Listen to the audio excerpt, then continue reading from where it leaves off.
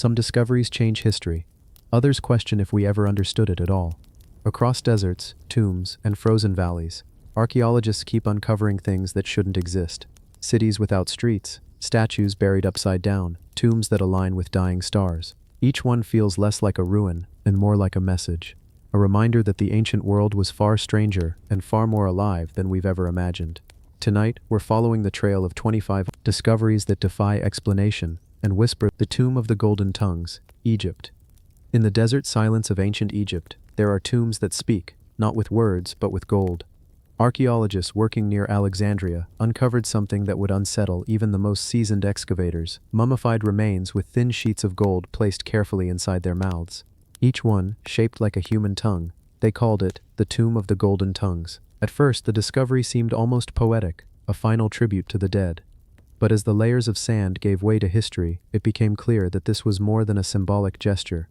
Every detail, the precision of the placement, the repetition across multiple burials, the ritual consistency, suggested a belief system rooted in something deeper, older, and perhaps stranger than the Egypt we think we know. To the ancient Egyptians, the tongue was more than a part of the body. It was the instrument of truth, of confession, and of communication with the gods. In death, when the spirit stood before Osiris in the Hall of Judgment, the tongue could betray the soul. But a golden tongue, that was incorruptible, eternal. It could speak to the divine without decay. The priests of this region believed gold carried the essence of the sun god Ra.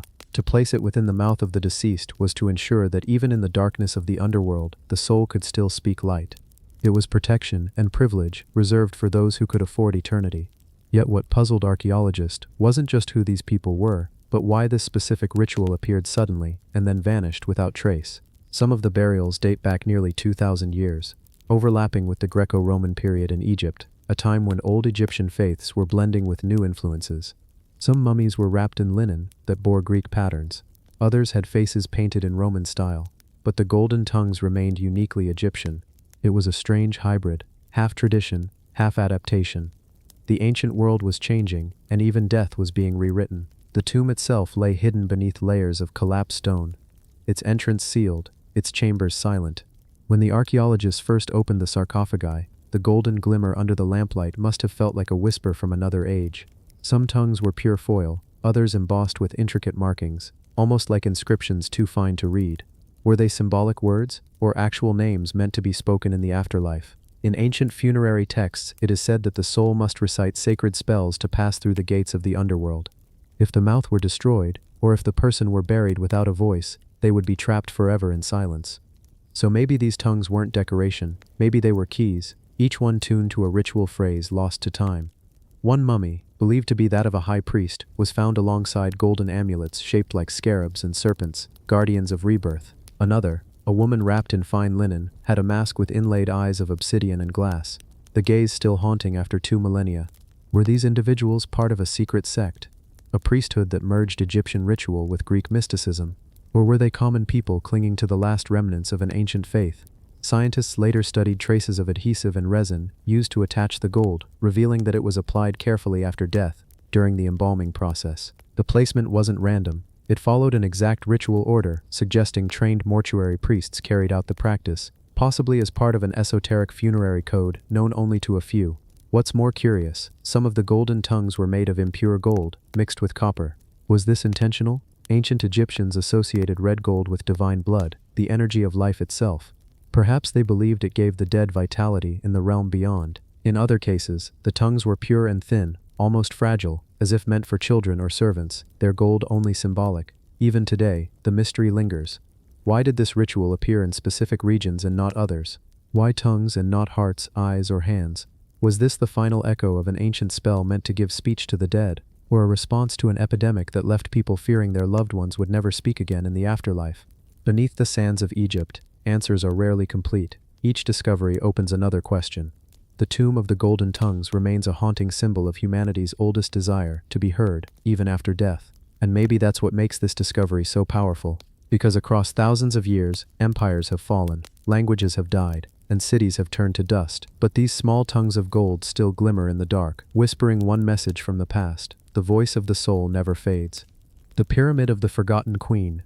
Beneath the endless sands of Egypt, where time folds into itself and silence guards the secrets of kings, lies a tomb that was never meant to be found. The wind shifts over the ruins of Abusir, carrying whispers older than memory, the name of a queen long erased from every royal list. Her name was Khentkaus III, a forgotten ruler whose story was buried beneath the weight of empires. For thousands of years, her pyramid stood as little more than a broken shadow among greater monuments.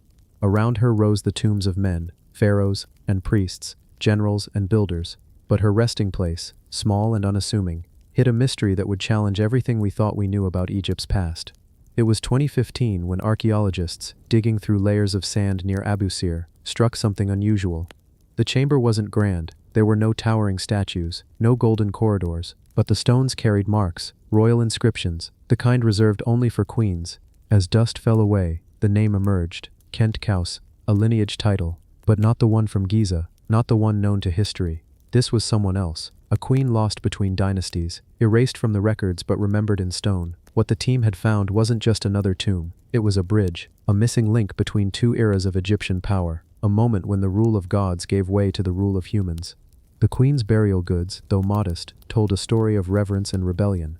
Copper tools, limestone vessels, fragments of a wooden coffin, each a clue and a puzzle written in the dust of millennia. Inside the chamber, the air hung heavy, a stillness that felt alive. The bones of the queen, fragile yet defiant, rested as though still watching over her lost kingdom. Near her remains, carved into the stone blocks, were symbols of royal legitimacy, proof that she was not merely a wife or consort, but something greater, perhaps even a ruler in her own right. Egyptologists began to piece together the timeline. The fourth dynasty, the age of the Great Pyramids, had faded, and the fifth had begun. Between them, chaos. Power shifted, temples rose and fell, and names were struck from the king lists. Somewhere in that fracture of time stood Khentkaus III, a woman who might have held Egypt together while men fought for crowns. The pyramid itself was small, about 20 meters on each side, but its structure followed royal tradition. The outer limestone casing had long been stolen, leaving only rough core blocks, yet the alignment was precise, oriented perfectly to the cardinal points, echoing the celestial geometry that defined the age of the gods. But there was something else, something deeply human about this tomb. Unlike the grand, impersonal monuments of Giza, Khentkaus's pyramid felt intimate, almost personal. The inscriptions were carved by hand, uneven but deliberate. The offering table was simple, carved from a single slab of limestone. It wasn't made for show, it was made for remembrance. Among the fragments, archaeologists discovered small items that hinted at daily life: pottery used for food offerings, a copper mirror, beads of faience and carnelian. These weren't symbols of power, they were symbols of identity, things the queen might have held in life. But what truly stunned researchers wasn't what they found, but what they didn't. There were no mentions of her husband, no inscriptions tying her directly to a king. It was as if history had severed her from every man around her, leaving her name to stand alone in the desert. That silence, that deliberate omission spoke volumes. Who was she? A daughter of royalty? A regent for a child king? Or something even rarer, a pharaoh in her own right? As more evidence surfaced, the picture grew sharper. Her tomb's proximity to that of Pharaoh Nephero suggested connection, perhaps as his wife or mother. But then came the inscriptions. The wife of the king, his beloved, the mother of the king. If both titles belonged to her, then she stood at the very heart of succession, the link between two reigns. The bloodline of gods flowed through her veins.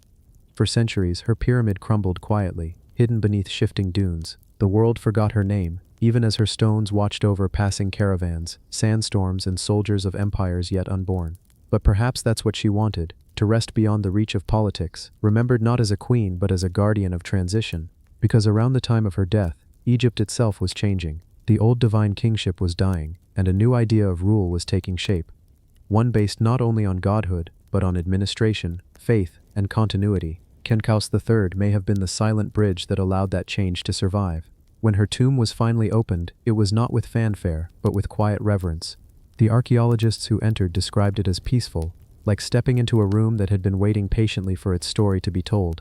They found traces of ancient mortar, small figurines, and the faint scent of earth untouched since the Old Kingdom. In that darkness surrounded by stone, you could almost imagine the flicker of torches from 4,500 years ago, the soft murmur of priests, the final whisper of incense as the tomb was sealed forever.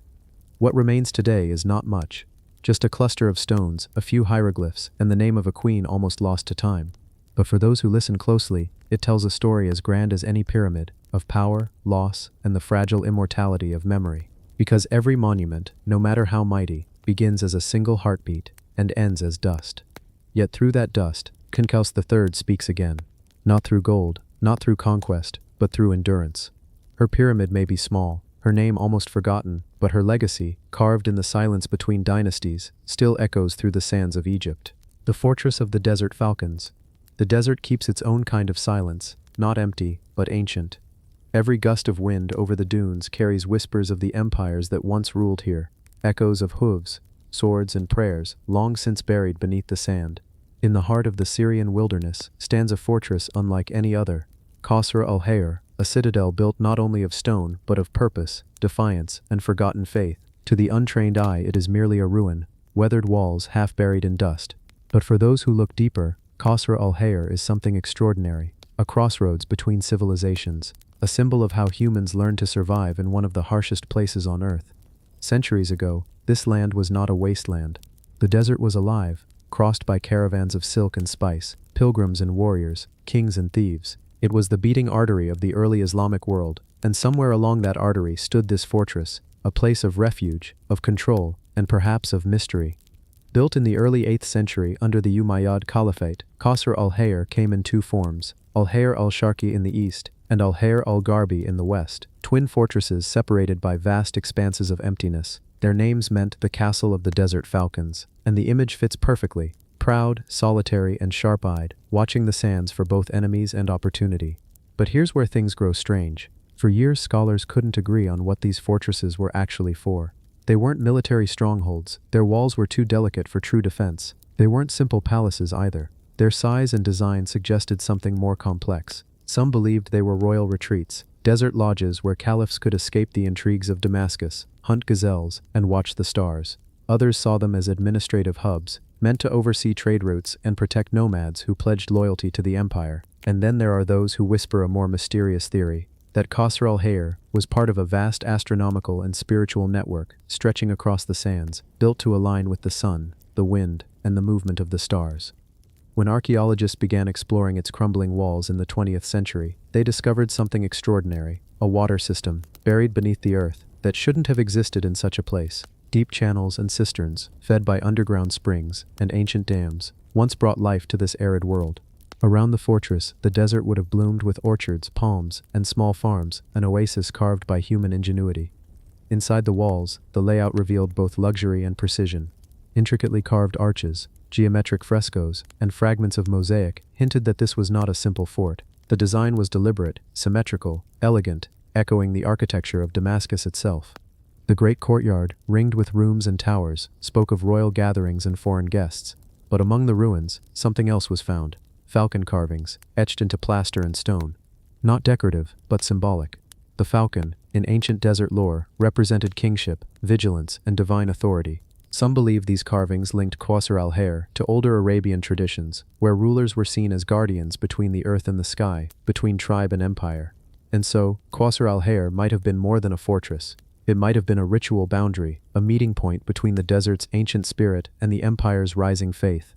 The structure's position is equally strange. From above, it sits at the convergence of old caravan paths, routes that led toward Palmyra, Baghdad, and Damascus. To control this junction meant power, over trade, over pilgrimage, and over the movement of tribes. The caliphs knew this.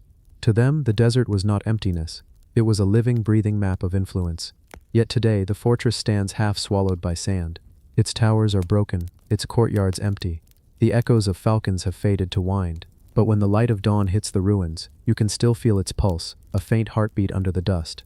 Archaeologists uncovered fragments of pottery, inscriptions in early Kufic script, even remnants of painted plaster that once glowed in vibrant red and blue. These details tell us that Qasr al-Hayr wasn't abandoned overnight. It was lived in, maintained, repurposed, a place where time moved differently. But what ultimately doomed it was the very desert it tamed. As trade routes shifted and empires fell, the sands returned, reclaiming the walls stone by stone. The falcons that once circled its towers now soar over silence. And yet there's something almost poetic in that. Qasr al-Hayr didn't die, it adapted. Its stones were later reused in other towns, its design copied in palaces far away. Even its spirit, the idea of building beauty and order in the middle of nowhere, survived. When you stand before it now, nothing but ruins and wind. It's hard not to imagine the voices that once filled these halls. Guards on watch, scribes recording the stars, travelers seeking shelter under the burning sky. Every fortress tells a story of power. But Qasr al-Hayr tells a story of endurance, of how humans, like falcons, learn to rise above their deserts, to carve life where none should exist. And somewhere, deep beneath the sand, that story is still waiting, silent, patient, and eternal, just like the fortress itself. The city of the reed temples. There are places in the world where civilization began, and then, somehow, vanished back into the water. Deep in the marshlands of southern Mesopotamia, between the whispering reeds and the slow-moving rivers, there once stood a city unlike any other, a city built not of stone or brick, but of reeds, mud, and time. Its temples rose from the water like reflections of heaven itself. Today, we call it the City of the Reed Temples, a place half myth, half memory, lost beneath centuries of silence. Long before Egypt raised its pyramids, before Greece carved its marble gods, the people of the marshes lived with the rhythm of the rivers. This was the land of the Sumerians, the first architects of writing, measurement, and organized faith. And in the heart of their wetlands, they built shrines and dwellings from what the land gave them, towering structures woven from reeds, bound with mud, and baked by the sun. To outsiders, they might have looked fragile, temporary, but to those who lived there, these reed temples were eternal, renewed with each season's flood, reborn as the waters rose and fell. Every year they remade their sanctuaries, each reconstruction an act of devotion, a way of breathing life into their gods once again. The marshes themselves were sacred, a place where earth met water, where sky touched reflection. The Sumerians believed the world had been born from a primeval sea, and these wetlands were its living memory. Every ripple, every gust of wind through the reeds was a reminder of creation itself. Their gods were not distant. They lived here, among the people, resting in the cool shadows of woven walls and shimmering pools. Archaeologists searching the marshes have found evidence of these ancient sanctuaries, traces of reed foundations, clay figurines, and altars decorated with shells and river stones. But more than the artifacts, it's the stories that survive, stories that describe a city that floated between worlds, a meeting point of heaven and earth. In Sumerian texts, temples were not just buildings, they were living beings, the breath of gods made visible. The reed temples of the south were known as houses of the marsh, each dedicated to a different deity. One to Enki, the god of water and wisdom, another to Nanshe, the goddess of justice and dreams. Worshippers would travel by boat, gliding across the flooded plains, bringing offerings of fish, milk, and handmade idols. At sunrise, when the mist hung low over the water, the entire city would seem to hover between reflection and reality. The reed spires appeared doubled, one above, one below, as if the gods had built their own temples in the depths, and perhaps that's how the people saw it. That the visible world was just the surface of a greater one beneath. Yet the beauty of this city was also its fragility. Over time, floods, shifting rivers, and the march of empire swept it away. The Assyrians, the Babylonians, and later the Persians came, each carving their monuments from stone as if to prove permanence. The reed temples sank back into the mud, dissolving quietly into the world that once gave them life. But their design never truly died. Even today, the marsh Arabs of southern Iraq build homes in the same way. Arched reed structures called mudhif, nearly identical to those described in ancient tablets. They stand on floating islands, held together by bundles of papyrus and prayer. Inside, the light filters through the reeds like water through glass, golden and alive. It's architecture that breathes, one that moves with the wind, bends but never breaks.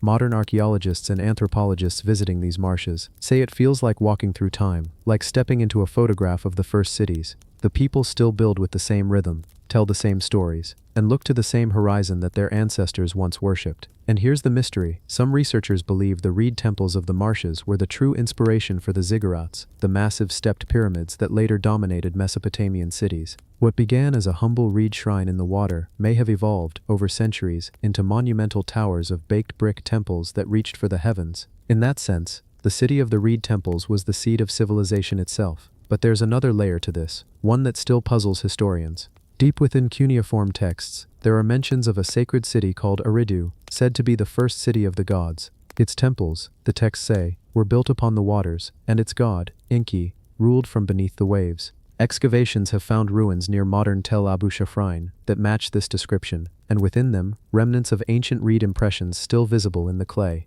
Could Eridu have been the city of the reed temples, a real place where myth and material met? Or is it a memory of something even older, an age when humans lived in harmony with the flood, before they learned to tame it with walls and kings? Standing among the reeds today, hearing the wind whisper through their hollow stalks, it's easy to feel that connection.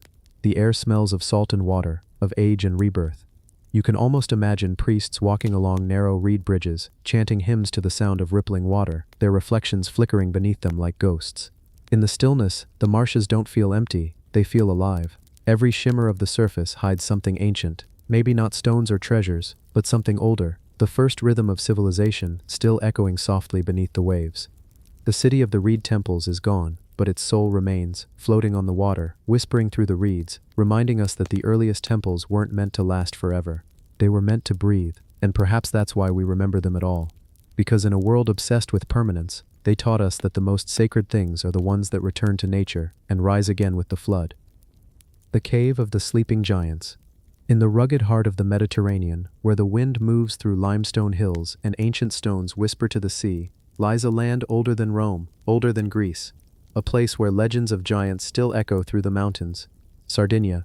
For centuries, the islanders spoke of massive beings who once roamed their valleys, builders of enormous tombs, guardians of forgotten secrets, and scattered across the Sardinian countryside, those tombs remain, vast stone chambers called Tombe dei Giganti, the tombs of the giants. To archaeologists, they're collective burial sites built by the Nuragic civilization, dating back nearly 4,000 years. But to the people who live near them, they are something more.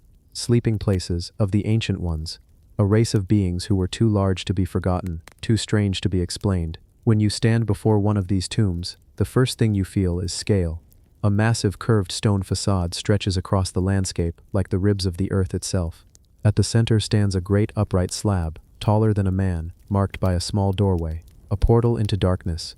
Behind it, a long stone corridor runs low and narrow, lined with heavy slabs, ending in silence. It's said that this is where the giants rest, undisturbed for millennia. But who were they really? The Nuragic people, who flourished in Sardinia from around 1800 BCE, were master builders.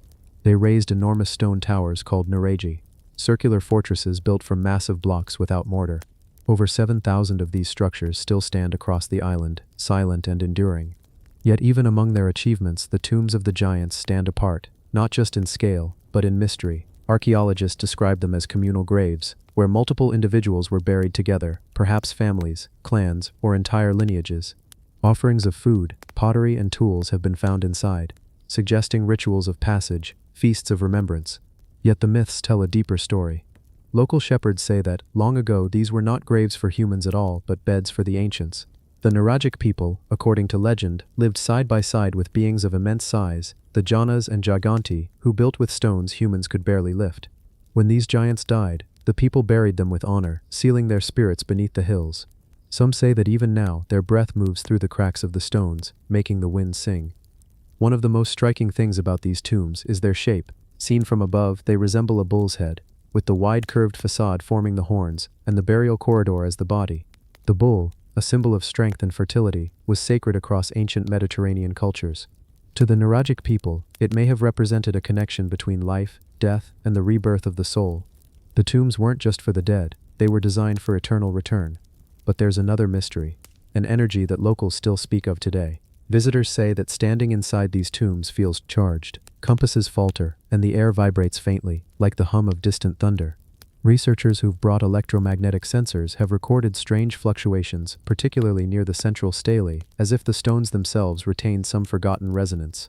Some theories go even further. Certain explorers claim the Nuragic sites align with celestial bodies, that the entrances of many tombs face east, toward the rising sun, or specific constellations. In that view, these were not merely graves, but celestial gateways, places where the souls of the dead could rise to the stars.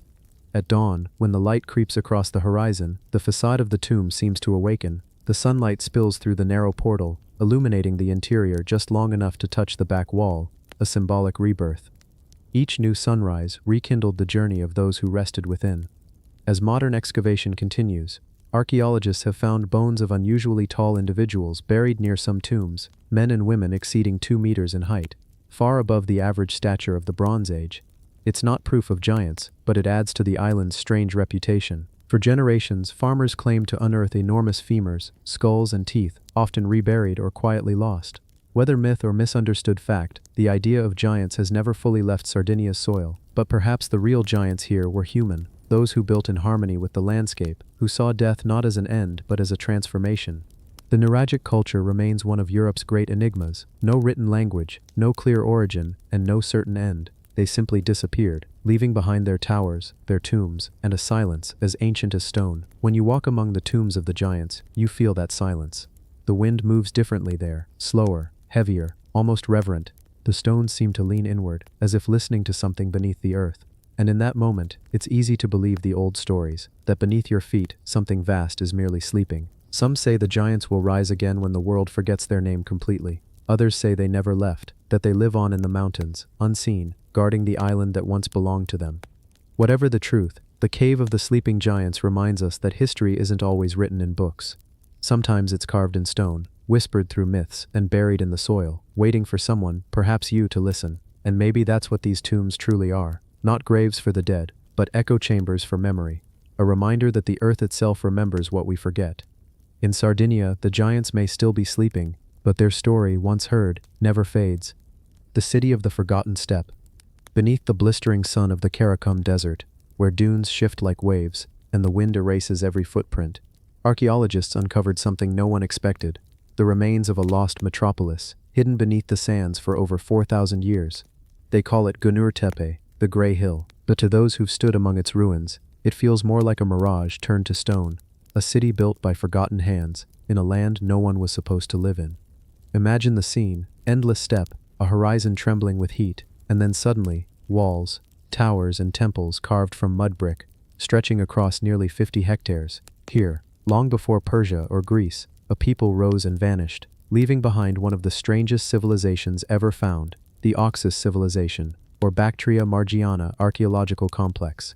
When Soviet archaeologist Viktor Seryandi first unearthed Gunur Tepe in the 1970s, he thought he'd found a small settlement. But as he dug deeper, the desert revealed its secret: palaces, fortifications, temples of fire, royal graves, a full-fledged city where no one believed civilization could exist. How did they survive here, in a desert that swallows life? The answer lies beneath the sand: a vanished river, the Murghab, that once turned the steppe into a green oasis. The people of Gunur mastered its waters with canals and reservoirs, turning desolation into paradise. But the most mysterious part wasn't their engineering, it was their faith. At the center of Gunur stands a massive fire temple, its altars blackened by centuries of ritual flame. Seryandi believed these were the earliest fire worshippers, the spiritual ancestors of Zoroastrianism, one of the world's oldest religions. Charred remains of offerings, cannabis, poppy, and ephedra were found inside sacred vessels. It was here, he claimed, that priests prepared the ancient ritual drink haoma, believed to connect humans with the divine. In those silent ruins, you can almost imagine it: priests dressed in white, tending sacred fires, chanting to unseen gods beneath the stars. A civilization that believed light itself was holy, born long before written history remembered them. Yet Gunur Tepe wasn't only a temple city. Beneath its walls, archaeologists found royal tombs, filled with gold ornaments, lapis lazuli beads, and intricately carved ivory. The craftsmanship rivals that of Mesopotamia and the Indus Valley, proof that this city wasn't isolated. It was part of a vast web of trade and culture, a crossroads of the ancient world where merchants carried stories, metals, and myths across thousands of miles. But then, around 1800 BCE, the river shifted, the oasis dried up, the people left, abandoning their temples to the sand, and the city slept for 4 millennia, until the 20th century wind brushed the dunes aside, and the desert whispered again.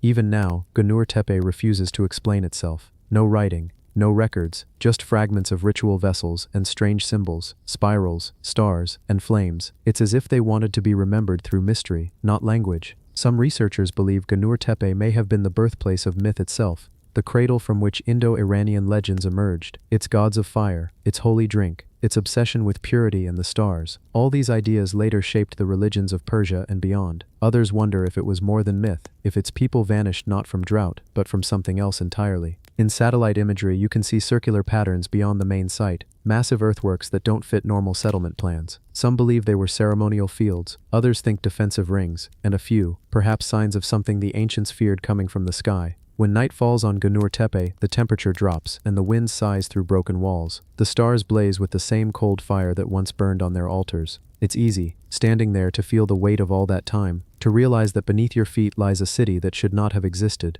built by people whose names we'll never know.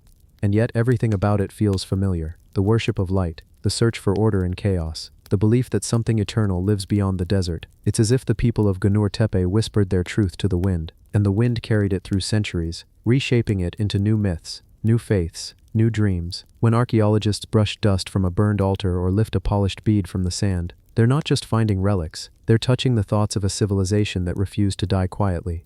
Perhaps that's why the city still haunts us, because somewhere in the desert, beyond the dunes, the fires of Gunur Tepe might still burn, not in stone, but in memory. And the next time the earth trembles, or the sand shifts, who knows what else the steppe will give back, because sometimes the forgotten don't stay buried forever. The city of the desert lions, Leptis Magna, Libya. There are cities that disappear beneath the sea, others that crumble under mountains of ash, but few are lost to both the sands and silence of time, quite like Leptis Magna, a forgotten jewel once called the city of the desert lions. Its story begins where the Mediterranean meets the Sahara, in a land where stone met empire, and the wild winds of the desert whispered the names of forgotten gods. Today, its marble ruins lie half-buried beneath the Libyan sun, ghostly and grand, the echoes of a civilization that should never have thrived here, yet somehow did. In the early days of the Roman Empire, when the Mediterranean was Rome's inland sea, Leptis Magna was more than a city. It was a promise, proof that empire could conquer not just nations, but nature itself. Founded by the Phoenicians, it was reborn under Rome's shadow, its streets paved in marble, its markets spilling over with olive oil, grain and gold. Here merchants from Egypt, Greece, and Spain met in the blazing sun, their voices mingling with the crash of waves against a man-made harbor, one of the greatest engineering feats of the ancient world. It was here that lions were not just beasts of the arena, but symbols of power, guardians of the city gates. They stood carved in stone, watching over markets, temples, and baths, protectors of both the living and the dead. But the city's destiny changed the day. A boy named Septimius Severus was born, a son of Leptis Magna who would rise through the ranks of Rome's legions, cross the deserts of Syria, and ascend the throne as emperor of the world's mightiest power. And when he did, he remembered the city that had shaped him. He poured wealth and ambition back into its heart, transforming it into one of the grandest cities of the ancient world. The Forum of Severus gleamed white under the desert sun, its towering columns lined with sculptures of gods and heroes. Massive bath complexes steamed with imported waters, their marble halls decorated with mosaics of dolphins and lions. And above all stood the Arch of Septimius Severus, not a monument of humility, but a declaration of power, every inch carved with stories of victory and divine favor, as if the emperor wanted the world to know. Rome may rule the earth, but Leptis Magna ruled the sands. Imagine walking its streets in its prime, the air heavy with incense and the smell of sea salt, children running through sunlit courtyards, priests chanting in echoing temples, the sound of chisels shaping new statues for gods long since forgotten. At the harbor, ships unloaded treasures from the Mediterranean, spices, ivory, papyrus scrolls filled with knowledge, while the desert caravans brought myrrh, salt, and slaves from the interior. It was a meeting of worlds, a place where the empire's veins converged, pulsing with wealth and power. But empires rise with pride and fall with silence. When Severus died, the tide began to turn. Rome's heart grew weaker, its borders strained, its emperors desperate. The desert winds that once carried the songs of prosperity began to carry only dust. Trade routes shifted. The great harbor, once alive with ships, slowly filled with sand. The sea itself retreated, as if reclaiming what man had stolen. Earthquakes fractured the marble, the city's lifeblood, its connection to Rome, withered. The lions that once stood proud were now buried to their necks in drifting dunes, staring blankly into the void. Centuries passed, and Leptis Magna became a legend. Local tribes told stories of a city built by giants, a place cursed by the gods, where the spirits of lions roamed by moonlight. No one dared to dig. The desert protected its secret well, until explorers stumbled upon it again in the early 20th century. When the sands were brushed away, the archaeologists couldn't believe what they saw. Streets perfectly preserved, mosaics shining beneath centuries of dust, baths, temples, and theaters standing as if the citizens had simply vanished mid-sentence. It was a city frozen in time, a ghost of Rome reborn in Libya's heat. As excavations continued, strange discoveries emerged. Inscriptions written in both Latin and Punic, a reminder that Leptis Magna was not purely Roman, but a blend of cultures, a melting pot of beliefs, art, and innovation. They found altars carved with the image of lions, symbols of strength but also guardianship, perhaps watching over the spirits of the departed.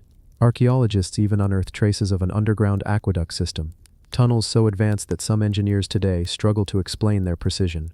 How did they build such perfect alignments, centuries before modern surveying tools? And why were sections deliberately sealed? Some believe the people of Leptis knew something, a danger, perhaps a sign from the gods, that told them their time was ending. By the medieval era, the city was gone again. Sand swallowed the ruins, and the wind sculpted them into strange shapes. To travelers, the place looked haunted, columns rising like bones from the desert floor, Only the lions remained, half buried but eternal. It was said that on full moon nights, their shadows stretched across the dunes as if the guardians were still alive, still watching over their lost empire. Today, Leptis Magna stands in haunting silence. Tourists and historians walk its ancient streets, dwarfed by its scale. The amphitheater, capable of holding 15,000 spectators, still echoes faintly if you stand at its center and whisper.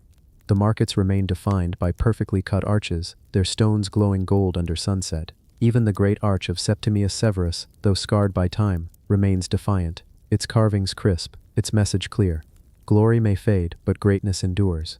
And yet beneath the beauty, there's something else, something uneasy. As the desert heat radiates across the stones, one can feel the fragility of it all. A city once alive with laughter, trade, and ambition now reduced to echoes and dust. Its lions, those proud guardians of the desert, have no empire left to protect, no citizens to watch over. They gaze eternally toward the horizon, where the sand meets the sea that abandoned them. Still, when the wind moves through Leptis Magna, it feels alive. The air hums with memory, of empires, of faith, of humanity's relentless drive to build, conquer, and leave a mark that time cannot erase. But time always wins. The city of the desert lions is proof of that, a monument to glory, pride, and the quiet truth that even the strongest empires are just stories waiting to be told.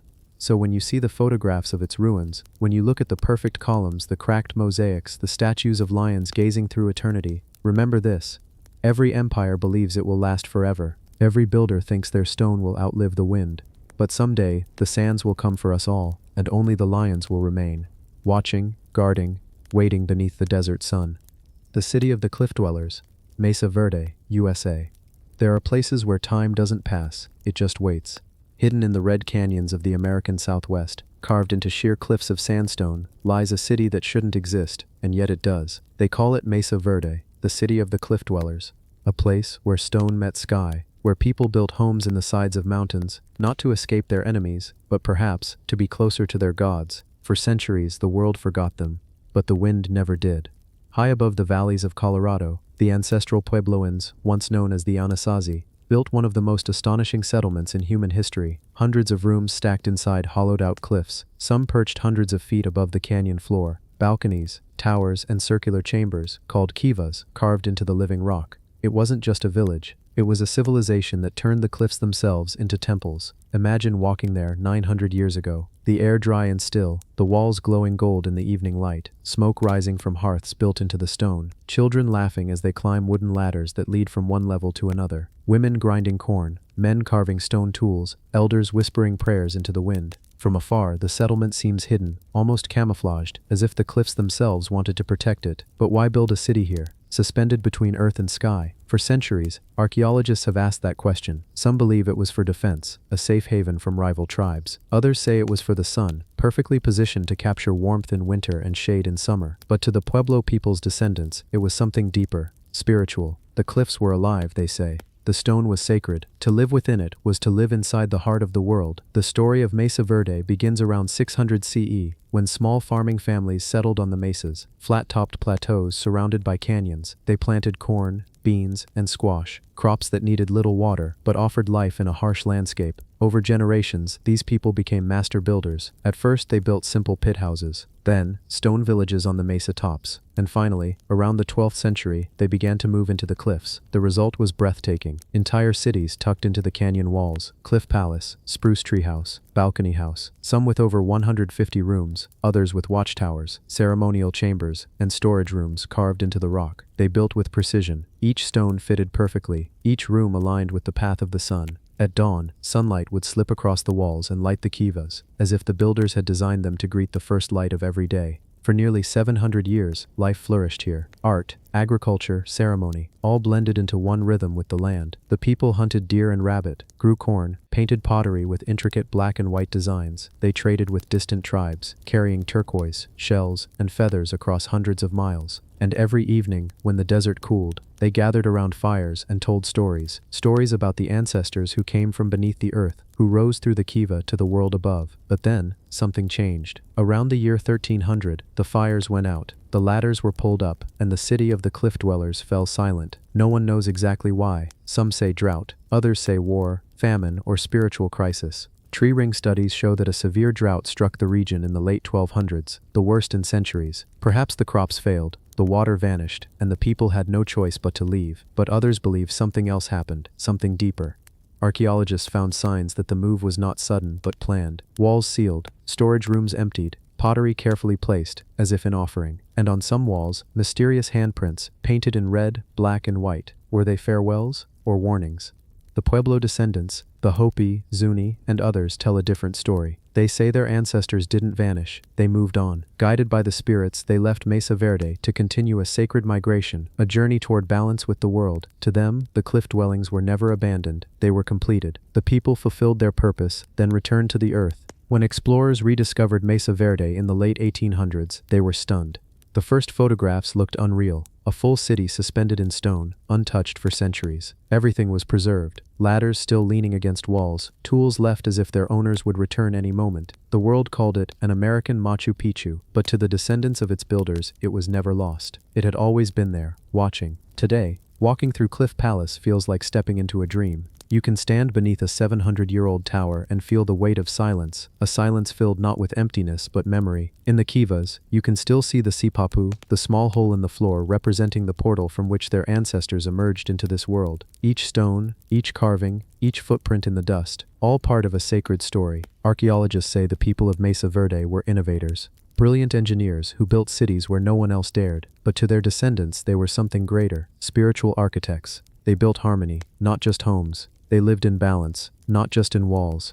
As night falls over the canyon, the wind moves through the ruins like a whisper, a voice from the past, soft but unbroken. Some say you can hear the faint rhythm of drums, echoing across the cliffs. Others say the spirits still climb the ladders of moonlight, returning to the kivas where their story began. And maybe that's what Mesa Verde truly is, not a lost city, but a memory carved into stone. A message from those who learned that survival isn't about power or conquest. It's about listening, to the land, to the wind, to the silence. Because one day, we too may fade, our cities crumble, our monuments turn to dust, but the cliffs will remain, and somewhere, high above the canyon floor, the shadows of the cliff dwellers will still linger, watching the sun rise over the desert, just as they always have. The Tomb of the Bronze Chariots, Zhou Dynasty, China. Beneath the ancient soil of China's heartland, buried in silence for over 2,800 years, lies a discovery that rewrote history. A grave so vast, so precise, that even today, archaeologists whisper its name with reverence. They call it the Tomb of the Bronze Chariots, a burial not of a single man, but of power itself. The year is around 800 BCE, deep within the Zhou dynasty, an age when kings ruled by what they called the mandate of heaven. It was a belief that power came from the gods, but could be taken away by fate. So kings built their tombs not just to honor their lives, but to preserve their cosmic right to rule. And somewhere in what is now Luoyang, Henan province, one such tomb was built, unlike any other. Not carved in a mountain, not raised as a pyramid, but constructed as a command post for eternity. When archaeologists first broke into the burial chambers in the 20th century, they didn't find a simple grave. They found a battlefield frozen in bronze, row after row of life-sized chariots, each one forged from metal, assembled with astonishing craftsmanship. They weren't toys or ornaments, they were functional, scaled chariots, cast in bronze with wheels, reins, and fittings detailed down to the smallest rivet. Beside them lay the remains of horses, their skeletons still harnessed, their bronze bridles gleaming faintly in the dust. Some chariots had ornate fittings shaped like dragons or phoenixes. Others bore the seal of royal insignia, meaning these were not the chariots of common soldiers, but of generals, kings, or divine warriors meant to ride through the afterlife. Each chariot had its own configuration, 2-horse, 4-horse, even 6-horse designs, each symbolizing a rank, a ritual, a purpose. Together they formed a silent army, guarding their ruler's journey into eternity. But here's the strange part. When the first bronze chariots were uncovered, they weren't standing upright. They were buried in layers. It was as if the builders had deliberately collapsed them, folding the vehicles into the earth. For years, no one understood why, until archaeologists noticed something extraordinary. The chariots were placed not randomly, but mathematically, each wheel aligned with celestial coordinates, each axle pointing toward the cardinal directions, and together they formed what could only be described as a map, a bronze constellation buried beneath the soil. Was this a message to the heavens? A royal code that said, "Here lies a ruler whose domain extends beyond life itself"? Or was it a ritual, a way to ensure the spirits of the chariots could rise and travel through the sky? The deeper they dug, the more mysteries they found. Fragments of bronze weapons, ceremonial bells, and inscribed jade ornaments were found around the site. One inscription, nearly erased by time, seemed to reference the Son of Heaven, the title of Zhou, kings. If true, it could mean the chariot tomb belonged to a member of the royal house itself. But here's where the story turns haunting. Some of the horse skeletons showed signs of deliberate burial, as if the animals were sacrificed alive, yoked to the chariots even in death. The soil around them revealed traces of pigment and ash, evidence of a ritual fire. It seems that before the tomb was sealed, a massive ceremony took place. Priests chanting, drums beating, torches illuminating the bronze in flickering gold. A moment when the world of the living and the world of the dead met for one final time. The Zhou believed the afterlife mirrored the mortal world. A ruler would still need chariots to travel, soldiers to fight, servants to attend, and symbols to command. So they didn't just bury their kings, they recreated their kingdoms underground. The bronze chariots weren't decoration, they were transportation for the soul. In some burials, archaeologists even found bronze umbrella frames to shade the ruler's spirit from the celestial sun. Every detail, every ornament was made not for the eyes of the living, but for a journey no mortal could witness. Then came the moment that changed everything. In 1978, during the excavation of a Zhou burial site in Shanxi province, two perfectly preserved half-scale bronze chariots were unearthed. They had lain undisturbed for over 2,000 years. One was an attack chariot, light and maneuverable. The other was a command chariot, with a canopy, armor plating, and bronze fittings polished like mirrors. Together they told a story of hierarchy, of how even in death, order remained absolute. These chariots weren't symbolic anymore. They were art, engineering, and ritual fused into one masterpiece. The discovery was so monumental that Chinese historians compared it to the uncovering of the terracotta army, a parallel symbol of the eternal rule of kings. But what if these two monuments, the terracotta warriors and the bronze chariots, were not separate at all? What if the tradition of burying armies and chariots together was part of a far older belief, one stretching back thousands of years before Qin Shi Huang, the first emperor? Evidence suggests that the Zhou chariots may have inspired the later burial traditions of imperial China, that the very idea of an eternal army began here in the bronze chariot tombs. These weren't just burials, they were blueprints for immortality. And yet, even with all we've found, one question remains unanswered. Who was buried here? The tomb's central chamber remains sealed, a massive stone vault that no one has dared to open. Ground-penetrating radar shows an enormous chamber beneath the chariot pits, filled with metal objects, possibly coffins, and an unexplainable void in the center as if something or someone once stood there and was removed. Some believe it was looted in antiquity. Others believe it was never looted at all, just hidden, waiting for a time when humanity was ready to understand it. But what could they have buried that needed a bronze army to protect it for 3,000 years?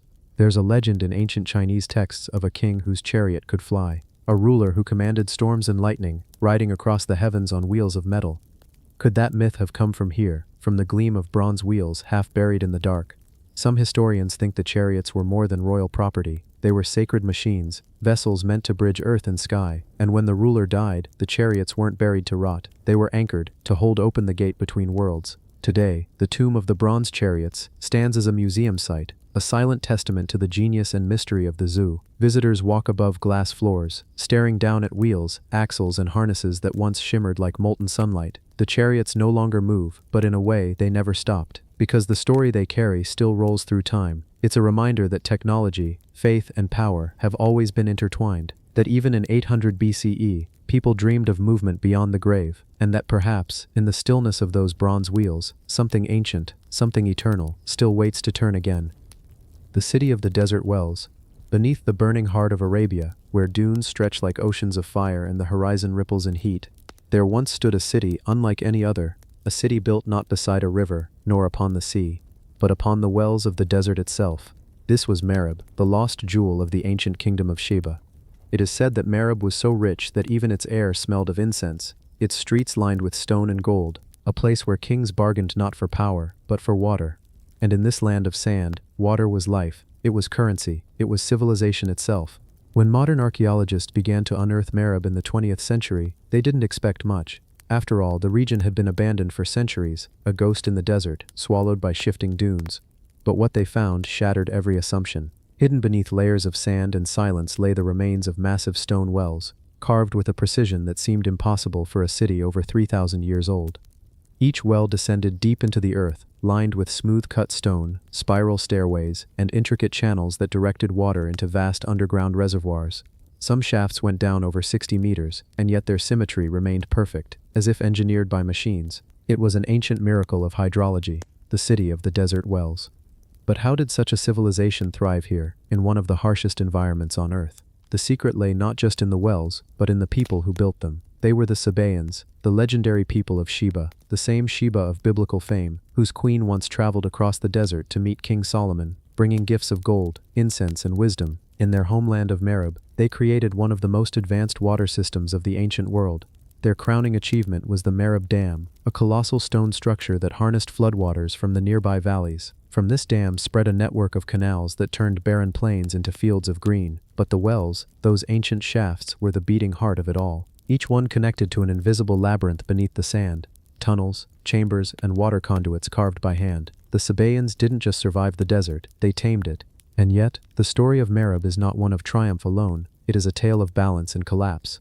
For centuries, Merib's prosperity grew. Caravans laden with frankincense and spices passed through its gates on their way to the Mediterranean. Its temples, like the Awam Temple, dedicated to the moon god Al-Makah, were vast sanctuaries surrounded by massive stone pillars, some still standing today, scarred but unbroken. But slowly, the desert began to reclaim what humanity had borrowed. Winds grew harsher, floods came more violently, the once mighty dam cracked, and without its heart, the city began to die.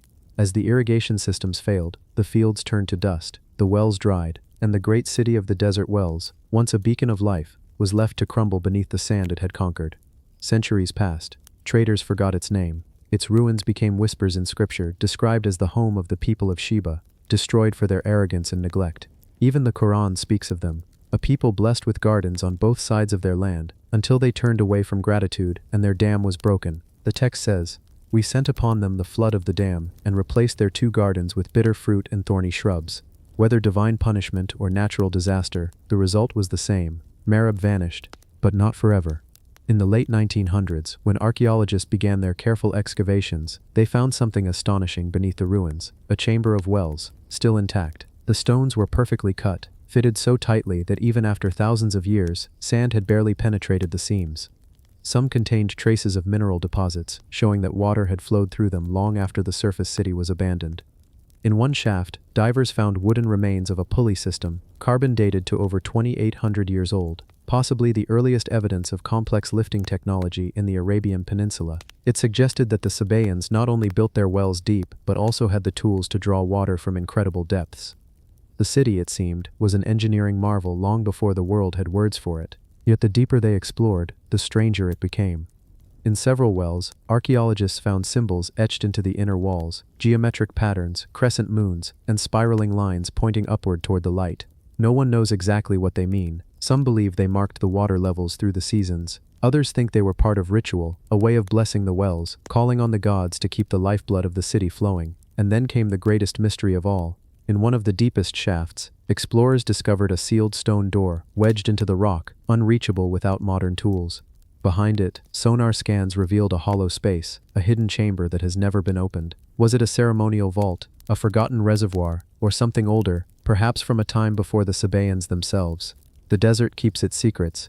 Today, Merib's ruins lie silent, surrounded by modern Yemen's arid hills. Wind drifts through the broken columns of the Awam Temple, carrying the faint scent of ancient dust. The wells, though dry, still descend into shadow, silent reminders that once, this place held the power to turn sand into paradise. Standing above them, you can almost feel the ghosts of the water-bearers, the engineers, the priests who whispered prayers into the dark. You can almost hear the buckets creak, the ropes strain, the splash of cool water rising from the earth. It's a sound that once defined a civilization, and now, it's just a memory carried by the wind. But perhaps the story of Merib is more than just a tale of loss. Perhaps it's a warning, one that echoes through time. Civilizations rise not only by invention, but by respect for the world that sustains them. The people of Sheba built wonders that defied the desert, but they also learned that even miracles need care. When the wells ran dry, their greatness turned to dust. And so the city of the desert wells stands as both monument and message, that no matter how mighty we become, we still depend on what lies beneath our feet. Chapter 11. The Tomb of the Golden Horses. Beneath the endless steppes of Central Asia, where the grass bends like waves beneath the wind, lies a burial ground, unlike any on earth. A place where horses were buried like kings, and warriors slept beside their loyal beasts for eternity. Archaeologists call it the Tomb of the Golden Horses. a grave that rewrote everything we thought we knew about the ancient Scythians. For centuries, their stories were whispered by the wind, tales of nomads who rode like ghosts across the steppe, fierce as storms and free as fire. But beneath their rugged simplicity lay something far deeper, a civilization with an artistry so refined and a belief in death so profound that even their horses were adorned in gold. The discovery came in the frozen soil of the Altai Mountains, in what is now the borderlands between Kazakhstan, Russia, and Mongolia. It began as a simple excavation, archaeologists searching for traces of a lost tribe, but as they dug, they began to uncover something strange, a ring of stones. Then beneath them, layers of wood and earth sealed tight against time, and inside, a world suspended in ice. When the team broke through the final layer, they stood face to face with a Scythian royal tomb, untouched for nearly 2,500 years. The air that escaped was cold, the same air that had last touched human lungs millennia ago. Inside lay a chieftain, his body wrapped in felt and fur, resting beside 6 horses, each buried upright, their bridles still shining with sheets of gold. Their harnesses glittered in the torchlight, tiny plaques shaped like panthers, eagles, and lions. Gold rings adorned their faces, their manes were decorated with golden discs that caught the faint light like fire. It was a sight that made even hardened archaeologists fall silent. The Scythians were master horsemen, a people born to the saddle. To them, the horse was not an animal, it was an extension of the soul. They drank, fought, hunted, and prayed from horseback. And when they died, they believed their horses would carry them to the next world. But these burials were more than symbolic. Every detail, from the alignment of the graves to the position of the animals, carried meaning. The horses faced east, toward the rising sun, the direction of rebirth. Their armor was patterned in gold, to mirror the constellations, reflecting the Scythian belief that the heavens themselves were a pasture of spirits. And then there was the chieftain, laid in a wooden chamber beneath the horses. His clothing was embroidered with gold thread, his weapons wrapped in leather. Near his head lay a golden drinking horn, still sealed, as if waiting for him to wake. His face, though long gone, left behind traces of resin and tattoos, marks of his tribe, of victories remembered in ink and skin. It wasn't just a burial, it was a story, a declaration carved in earth and gold. As scientists studied the site, they realized something remarkable. The horses weren't ordinary mounts, they were chosen carefully, bred for speed and power. Each had been sacrificed deliberately, not in cruelty, but in reverence. In death, they stood as guardians, forming a bridge between the living and the eternal. The Scythians believed that gold itself had life, that it pulsed with the warmth of the sun, and so they wrapped their dead in it, to help them cross into the realm beyond. To wear gold was to command light, to bury it was to share it with the gods. But this wasn't just art, it was technology. The gold plaques were hammered so thin that modern metallurgists still struggle to replicate their flexibility. Each one was embossed with mythic creatures, griffins devouring deer, eagles striking serpents, symbols of life, death, and transformation. It was metallurgy elevated to mysticism. But as the archaeologists dug deeper, they found something even stranger. At the far edge of the burial mound, hidden beneath a layer of ice, they uncovered a smaller grave, this one belonging to a young warrior, and beside him, a single horse, unlike the rest. Its skull had been painted with red ochre. Its body was covered in thin sheets of beaten gold, shaped to mimic the pattern of its muscles, a literal golden horse. And upon its chest lay an iron dagger, not as a weapon, but as a seal. To the Scythians, this wasn't decoration, it was protection. The horse was believed to guide the spirit through the underworld, and the dagger was the mark of passage, a key through the gates of the afterlife. No text explains it, no inscription tells us the name of the man or the beast. Only silence remains, and gold that refuses to tarnish. Through DNA testing, researchers discovered that many of these horses shared the same lineage, not wild, but bred carefully through generations. This meant the Scythians maintained royal herds, selecting only a few to be chosen to live beside their masters and die with them. It paints a haunting picture, a twilight ceremony on the open steppe, the chief laid in his chamber as torches flickered against the horizon, priests chanting prayers to the sky, the chosen horses standing silently nearby, their breath visible in the cold air, and then, one by one, they were led into eternity. It's a moment frozen in both ice and memory, the ultimate expression of loyalty between man and horse.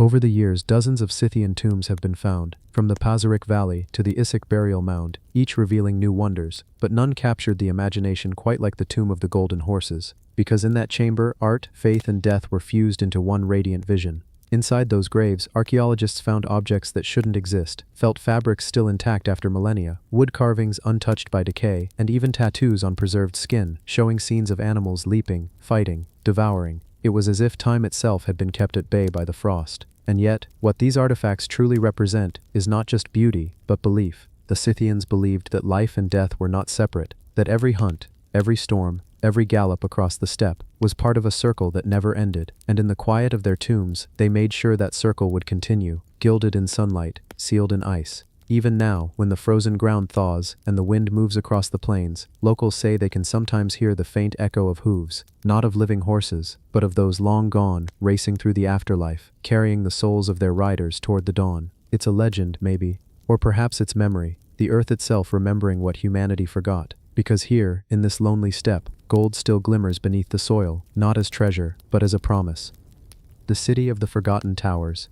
High above the modern city of Erbil, where traffic hums and neon lights flicker in the desert dusk, rises a mound older than history itself, a fortress of clay and memory, a place where every stone has lived through empires, fires, and rebirth. They call it the Citadel of Erbil, or as the old people whisper, the city of the forgotten towers. For over 6,000 years, this hill has never been empty. Generations rose, lived, and fell, and each time they rebuilt, they built on top of the last, layer upon layer, century upon century, until the ground itself became a mountain of human memory. When archaeologists first climbed its slopes, they weren't just walking through ruins, they were walking across time. The citadel stood like a crown above the plains of Mesopotamia, the cradle of civilization. From here, you could see the endless stretch of land that once fed the empires of Sumer, Akkad, Babylon, and Assyria. And at the heart of it all, Erbil remained, silent, unbroken, eternal. Its walls were made of mud brick, baked hard by sun and siege alike. Inside, narrow alleys twisted like veins, ancient homes pressed against one another, their rooftops touching, forming a labyrinth suspended in time. From above, it looked like a single breathing organism, a city built not for beauty, but for survival. But what kept it alive for thousands of years wasn't stone, it was continuity, the unbroken chain of life. The story of the citadel begins before writing, before kings, before the world had names. At first it was a small village, a cluster of huts rising above the plains to avoid floods and raiders. Then, as centuries passed, the mound grew. Each new house was built on the ruins of the old, the dead buried beneath the floor, the living walking on their memories. And as the centuries rolled on, the city became legend. Assyrian scribes called it Arba Ilu, the city of the four gods. Later, it became known as Arbela, a stronghold where kings plotted wars and empires trembled. It witnessed Alexander the Great's march after the Battle of Gaugamela in 331 BCE, a battle fought only a few miles away. As Darius's empire burned, Arbil stood, the silent witness to the fall of Persia and the rise of Greece. Then came the Parthians, the Sassanids, the Arabs, the Ottomans. Every conqueror left their mark, but none could erase the city beneath. When the 21st century began, archaeologists returned to Erbil with modern tools, drones, scanners, and a deep curiosity. They expected ruins. What they found was a living archaeological miracle. Each layer they uncovered told a story of rebirth. Fires extinguished, walls rebuilt, streets realigned. One trench revealed ancient pottery, older than Babylon itself. Another uncovered the foundations of Assyrian homes, still intact. And deeper still, traces of even earlier cultures, from before recorded history. No other city on earth had been continuously inhabited for over 6,000 years. Not Rome, not Athens, not even Jerusalem, only Erbil. It wasn't just a citadel, it was a time machine, made of mud. The people who lived here had one thing in common: resilience. Through droughts, wars, invasions, and empires, they adapted. They built their homes close, their walls thick, their hearts stronger. Old travelers' records describe the citadel's skyline. Tall towers rising like teeth from the desert, glinting in the sunset. Merchants once called it the city of towers that watch the plains. Those towers became its soul, its guardians. Each tower belonged to a family, a lineage, a prayer whispered through generations. But by the late 20th century, the towers began to crumble. Modernization, war, and neglect left the citadel scarred. Its walls eroded, its houses abandoned. Only a handful of families remained, holding on to the city's last breath. And then, silence fell. And in that silence, archaeologists realized something chilling, that this might be the oldest continuously inhabited city on the planet, and it had just gone still. But the silence didn't last long. Soon, the world returned to listen. UNESCO declared it a World Heritage Site, calling it a testament to human settlement itself. As restoration began, the workers unearthed forgotten rooms sealed for centuries. Inside were relics that defied imagination: bronze jewelry, ancient ovens still intact, and mud brick tablets with cuneiform traces. And deeper still, tombs, some crushed beneath later homes, their occupants lying beneath floors where children once played.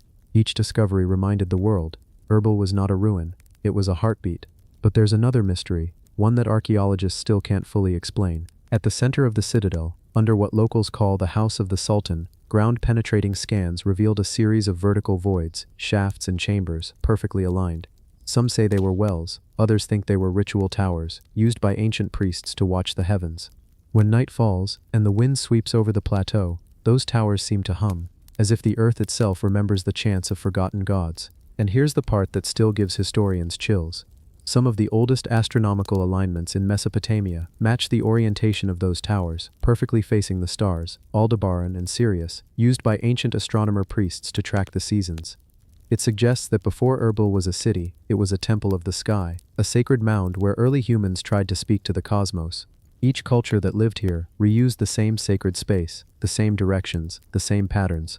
They didn't even know why, they just followed what the ancestors had done, like a compass buried in memory.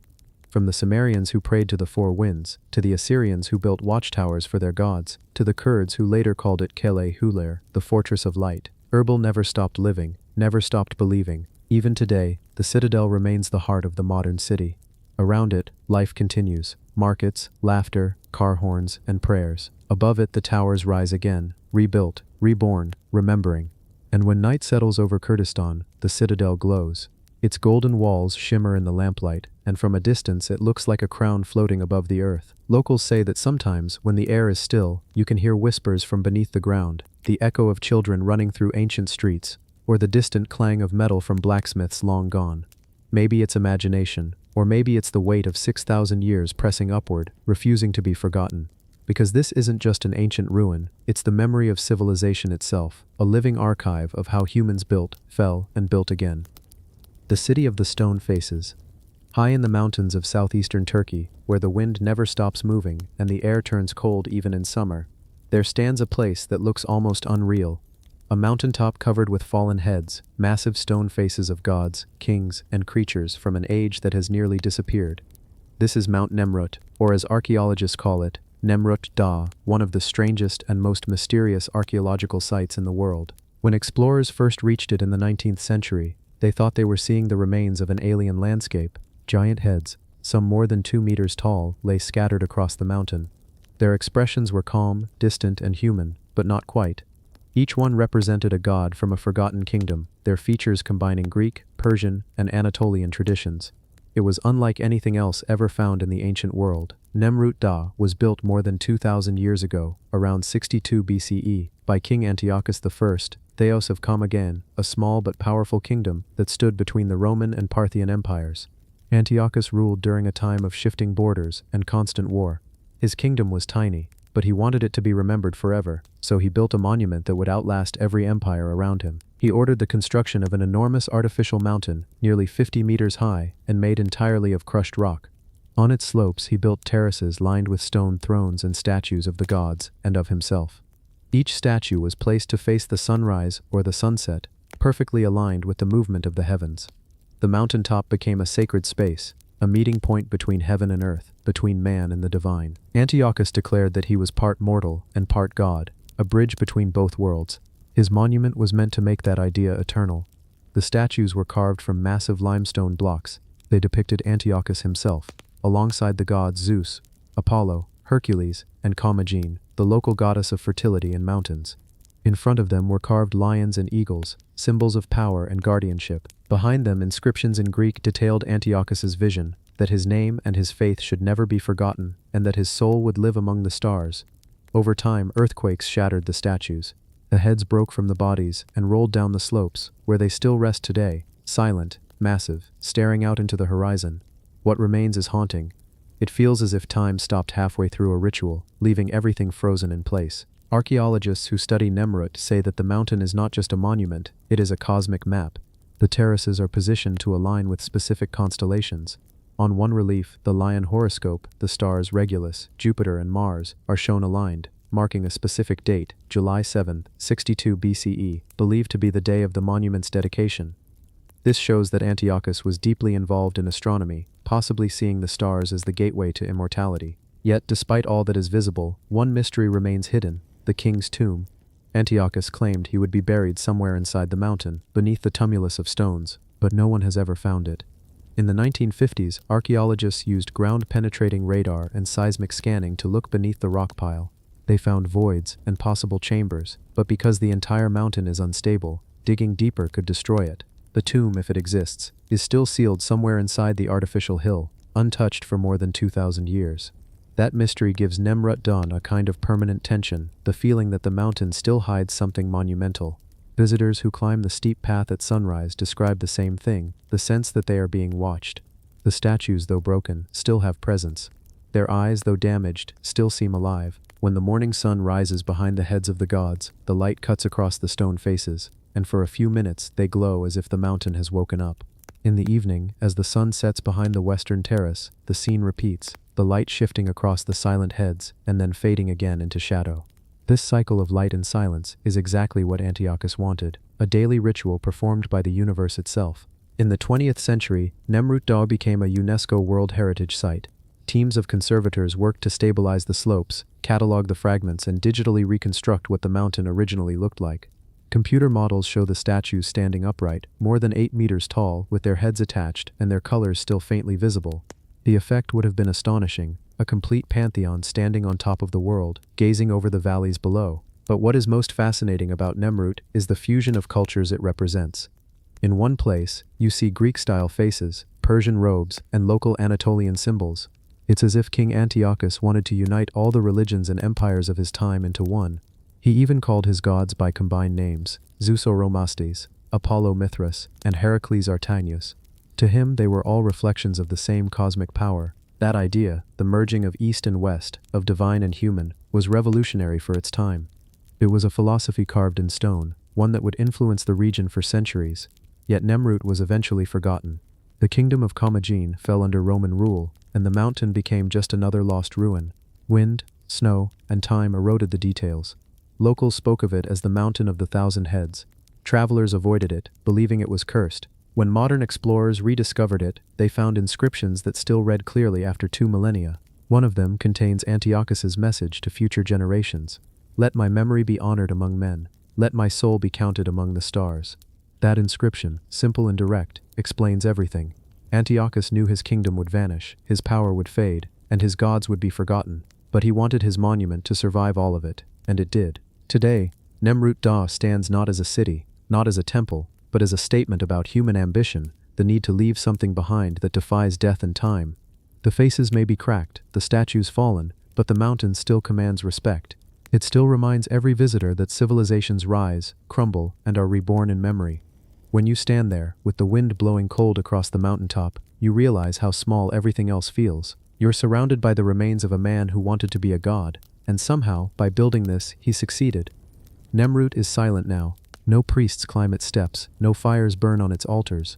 But as the first light of dawn touches those giant faces each morning, the mountain becomes alive again. Not with words, but with the feeling that somewhere deep inside, King Antiochus still watches his creation, and maybe that was the plan all along. Not to live forever, but to build something that looks like eternity. The City of the Desert Temples. Deep in the south of Iran, where the desert burns with white sand and green river valleys cut through the wasteland, lies one of the most mysterious ancient cities ever found. Jiroft. It was buried for thousands of years beneath layers of earth and time, unknown to history books, unmentioned by the great civilizations we thought we understood. Then one day, after a flood washed away the banks of the Halil River, pieces of a forgotten world began to appear. Carved stones, strange tablets, and temple fragments that seemed older than anything in Mesopotamia. Archaeologists realized they were standing on the ruins of what might be one of the oldest civilizations on Earth. The story of Jiroft began with local villagers. After heavy rains in 2001, the flood exposed artifacts in the mud, intricate vessels, figurines, and seals made from green chlorite stone. Some were carved with animals and gods, others with geometric symbols no one could read. Word spread quickly. Treasure hunters came first, digging at night, selling what they found. But when archaeologists arrived, they realized that this was not a small site. It was an entire city complex, stretching for miles across the desert plain. What they uncovered changed everything we knew about early civilization. Jiroft had temples, palaces, fortified walls, and irrigation canals, all built around 5,000 years ago, possibly even earlier than the first cities of Sumer. Its people had their own style of art, their own writing system, and a religious architecture that didn't match any known culture. The ruins of Jiroft revealed a civilization both refined and powerful. Massive temples stood on stone platforms, surrounded by courtyards and ceremonial stairways. The walls were decorated with carvings showing scenes of ritual and mythology, winged creatures, men offering sacrifices, and what appear to be priests holding cups or staffs. These figures are carved in a style unlike Sumerian or Egyptian art. They seem almost otherworldly, elongated, abstract, and deeply symbolic. One of the most mysterious discoveries was a series of rectangular tablets covered in unfamiliar signs. At first glance they looked like cuneiform, but they weren't. The shapes were older, more primitive, and arranged in a way no one had seen before. Linguists believe this may represent an independent writing system, possibly one of the earliest ever created. If true, it means Juroft was not a satellite of Mesopotamia. It was a rival civilization that developed its own script and religion at the dawn of recorded history. Excavations also revealed evidence of complex temple architecture, sanctuaries aligned with the movement of the sun, much like later Mesopotamian ziggurats. Archaeologists found fire altars and ash deposits suggesting ritual burning. In some areas, animal bones were discovered, perhaps remains of sacrifices performed to local deities. What's remarkable is the craftsmanship of the stonework. Every block perfectly cut, every carving deeply incised as if made with advanced tools. Artifacts recovered from the site show trade connections that stretched far beyond Iran. Materials like lapis lazuli from Afghanistan, carnelian from the Indus Valley, and silver from Anatolia were all found here. This means that Juroft was once a center of international exchange, a hub linking Asia, the Middle East, and Africa long before formal empires existed. But the most striking part of Juroft's ruins is its spiritual design. Each temple seems to have been built according to a cosmic layout, the kind that mirrors the flow of rivers, the path of the sun, and the pattern of the stars. The ancients here may have believed that their temples were not just houses of worship, but living reflections of the universe itself. The city, in a sense, was a map of the heavens, and yet, Juroft fell, suddenly and completely. Archaeological evidence suggests a violent end. Burned layers, collapsed walls, and skeletons found under rubble. Some researchers think the Halil River changed its course, flooding the city and driving its people away. Others believe earthquakes or internal wars destroyed it. Whatever the cause, Juroft vanished so completely that even its name was forgotten. For thousands of years, it lay beneath the sand, silent and unrecorded. What makes Juroft especially intriguing is that it forces historians to rethink the story of civilization. For more than a century, Mesopotamia was called the cradle of civilization, but the discoveries in Juroft suggest that another cradle existed nearby, perhaps even older, one that thrived independently but mysteriously disappeared. If that's true, the idea that civilization began in a single place collapses. It means that human complexity, writing, religion, urban planning, may have emerged in multiple places at once. When archaeologists studied the layout of Juroft's temples, they noticed something strange. The main structures seem to align with a specific point on the horizon, a direction where, during the early Bronze Age, the star Sirius would rise. This could mean that Juroft's priests followed a stellar calendar, timing their rituals to the movements of the night sky. Sirius has long been associated with rebirth and divine presence, which makes sense. The city's entire structure seems built on the idea of cyclical renewal, of death and resurrection mirrored in the stars. Even today, as the desert winds sweep over the ruins, parts of the old temples still stand. From a distance they look like weathered cliffs, but up close you can see the carved patterns, repeating motifs of serpents, mountains, and flowing rivers. These symbols appear on nearly every artifact, leading some to call Juroft the city of the serpent temples. Whether the serpent represented water, wisdom, or divinity, no one knows, but it clearly mattered deeply to the people who built this city. As night falls over the excavation site, the silence is overwhelming. There are no tourists here, no lights, only the sound of wind moving through broken walls. Archaeologists describe it as eerie, as if the city still remembers its purpose. Every fragment pulled from the ground feels deliberate, part of a forgotten system of meaning. Some experts believe that the myth of the Garden of Eden or the land of Arata mentioned in ancient Sumerian texts may have been inspired by places like Juroft. Arata was described as a distant kingdom filled with riches, ruled by gods, and guarded by mountains and rivers. The city of the forgotten gods, high in the thin air of the Bolivian Andes, surrounded by freezing winds and endless plains, stand the remains of one of the most mysterious ancient cities in the world, Tiwanaku. It lies near the shores of Lake Titicaca, more than 12,000 feet above sea level, where the oxygen is thin and the land feels closer to the heavens than the earth. Here, on this barren plateau, the people of Tiwanaku built a civilization that still defies explanation. Long before the rise of the Inca Empire, before the Spanish set foot in South America, Tiwanaku was already ancient.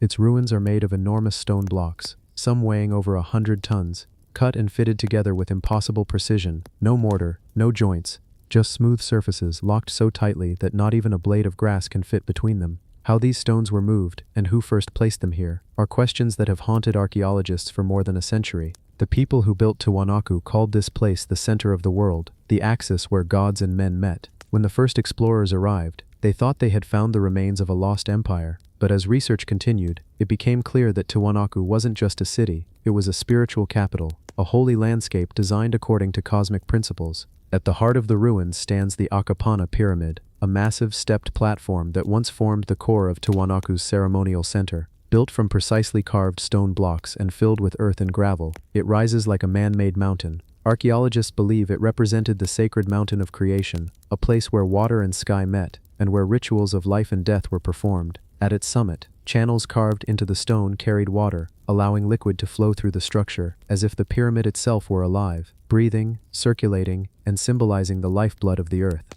Next to it lies the Kalasasaya Temple, an open courtyard surrounded by tall stone pillars. It's here that the famous Gateway of the Sun stands, one of the most enigmatic monuments in South America. Carved from a single block of andesite, it weighs over 10 tons and is covered with intricate symbols. At the center is the image of a god, a figure with rays around his head, holding 2 staffs and surrounded by winged attendants. Some call him the sun god, others the weeping god, and still others believe he represents Viracocha, the creator deity who, according to Andean legend, made the heavens, the earth, and all living things. The symbols around him form a pattern that may once have been a calendar. Each carved square could represent days, months, or even cosmic cycles. If that's true, then Tiwanaku's people had an advanced understanding of astronomy. They tracked the solstices, the lunar phases, and the movements of Venus with mathematical precision. What makes this even more extraordinary is how old Tiwanaku might be. Conservative estimates date it to around 500 AD, but some researchers argue it could be far older, perhaps 10,000 years old or more. In the 20th century, engineer Arthur Poznański studied the site for decades and proposed that its alignments match the position of the stars as they would have appeared around 15,000 BC. If his calculations are even partially correct, Tiwanaku could be the remnant of a civilization that existed long before any known human empire. The stones themselves seem to confirm the mystery. Scattered across the site are H-shaped blocks, perfectly symmetrical and identical, as if mass-produced. Each one is carved with grooves, slots, and connecting joints that fit together like parts of a machine. Some modern engineers who've studied them say they look less like primitive architecture and more like pieces of an industrial design. The precision is astonishing. Straight angles, flat planes, and cuts that seem almost laser-sharp. At the nearby site of Pumapunku, the enigma deepens. There, colossal stone slabs lie scattered across the ground, as if a great explosion or earthquake tore the city apart. Some of these blocks weigh more than 100 tons, and the quarry where they came from lies miles away, across rough terrain. How could ancient builders, without iron tools or wheels, have transported and positioned stones of that size at such altitude? The question has never been fully answered. Archaeologists know that Tiwanaku's people were skilled engineers and farmers. They built an advanced irrigation system that allowed them to grow crops in one of the harshest environments on Earth. They used raised fields, layers of soil and canals that trapped heat during the day and released it at night, protecting plants from frost. This innovation allowed them to sustain tens of thousands of people, transforming the high plateau into a green oasis. In time, Tiwanaku became a regional power, influencing cultures across the Andes, from Peru to Chile. Its religion, art, and architecture spread far and wide, shaping the beliefs of later empires, including the Inca themselves. But then, as suddenly as it rose, Tiwanaku fell. Around 1000 AD, a devastating drought struck the region. Lake Titicaca's waters receded, the canals dried up, and the fields turned to dust. Without food or water, the people abandoned the city. The temples were left to crumble, the gods to fade into memory. When the Incas later came to the region, they found Tiwanaku already in ruins. They called it a place of the first people, a city built by divine ancestors before the world began. To the Spanish chroniclers who followed, Tiwanaku was a riddle. Some thought it was built by giants, others believed it was the work of the devil. No one could understand how such perfection could exist in a land so remote. Among people the Europeans saw as primitive. Even today, the precision of Tiwanaku's stonework challenges conventional explanations. Modern archaeologists continue to excavate and map the site, but the mystery only deepens. Ground-penetrating radar reveals that much of Tiwanaku still lies buried beneath centuries of soil, entire buildings, courtyards, and roads yet to be uncovered. Some believe the city may have once been connected to Lake Titicaca by a network of canals, making it not just a temple center but also a thriving metropolis. There's also evidence of a cosmic alignment. The city's main structures appear to mirror the pattern of certain stars and constellations, especially the Southern Cross and the Pleiades. At the solstices, the sun rises and sets perfectly through the gates of the Kalasasaya temple, casting light that travels straight across the courtyard to specific markers, a celestial clock carved in stone. This precision shows that Tiwanaku's architects were not just builders, but astronomers, mathematicians, and priests of the sky. Some researchers have gone further, suggesting that Tiwanaku may have been a center for global knowledge, a place where travelers and cultures met long before history began. The motifs found here, stepped pyramids, sun symbols, serpents, and winged beings, appear in civilizations across the world. Was it coincidence? Or could there have been an ancient link between distant peoples, a shared memory of a forgotten age? The legends of the Andes speak of Viracocha, the god who came from the lake, carrying light. He was the tomb of the star-aligned kings. On the windswept plains of southern Peru, overlooking the still, mirror-like waters of Lake Umayo, stand a series of strange cylindrical towers, silent, towering shapes that have watched over the land for centuries. They are known as the chulpas of Silustani, and to the people who built them, they were not mere tombs. They were gateways to the stars. This desolate plateau, perched more than 12,000 feet above sea level, feels closer to the heavens than to the earth. The air is thin, the light sharp and cold, and the horizon stretches endlessly in every direction.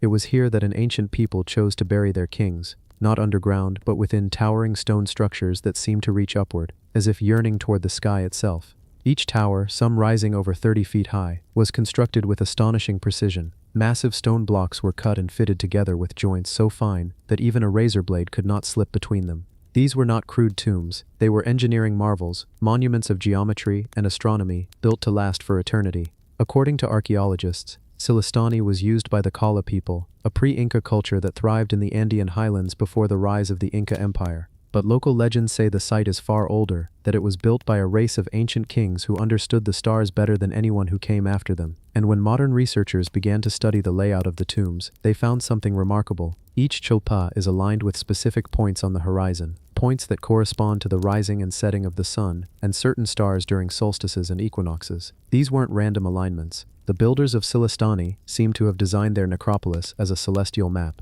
a mirror of the heavens carved into the earth. The most famous of these towers is called the Torre del Lagarto, the Lizard Tower. It faces precisely east, where the sun rises during the winter solstice. When the first rays of light touch the horizon, they strike directly through the tower's single small opening, illuminating its interior chamber. To the ancient priests, this wasn't just sunlight, it was the breath of the gods, the moment when life and death met in the sacred geometry of time. Some towers point not to the sun, but to specific stars, especially those associated with the Pleiades and Orion's belt, constellations that were deeply symbolic to ancient Andean civilizations. The Pleiades were believed to mark the time for planting and harvest, while Orion's belt represented cosmic balance, the bridge between earth and heaven. When the Kala kings were entombed within these stone cylinders, their spirits were said to ascend through these alignments, following the starlight into the afterlife. Archaeologists have discovered that each tomb once held a single elite burial, a ruler or noble, surrounded by offerings of gold, ceramics, and food. Their bodies were carefully mummified in a seated fetal position, facing east toward the rising sun. Around them were placed symbols of their power, silver ornaments, woven textiles, and sacred amulets made of stone and shell. To the Kala people, death was not an ending, but a transformation, a return to the stars, from which all life had come.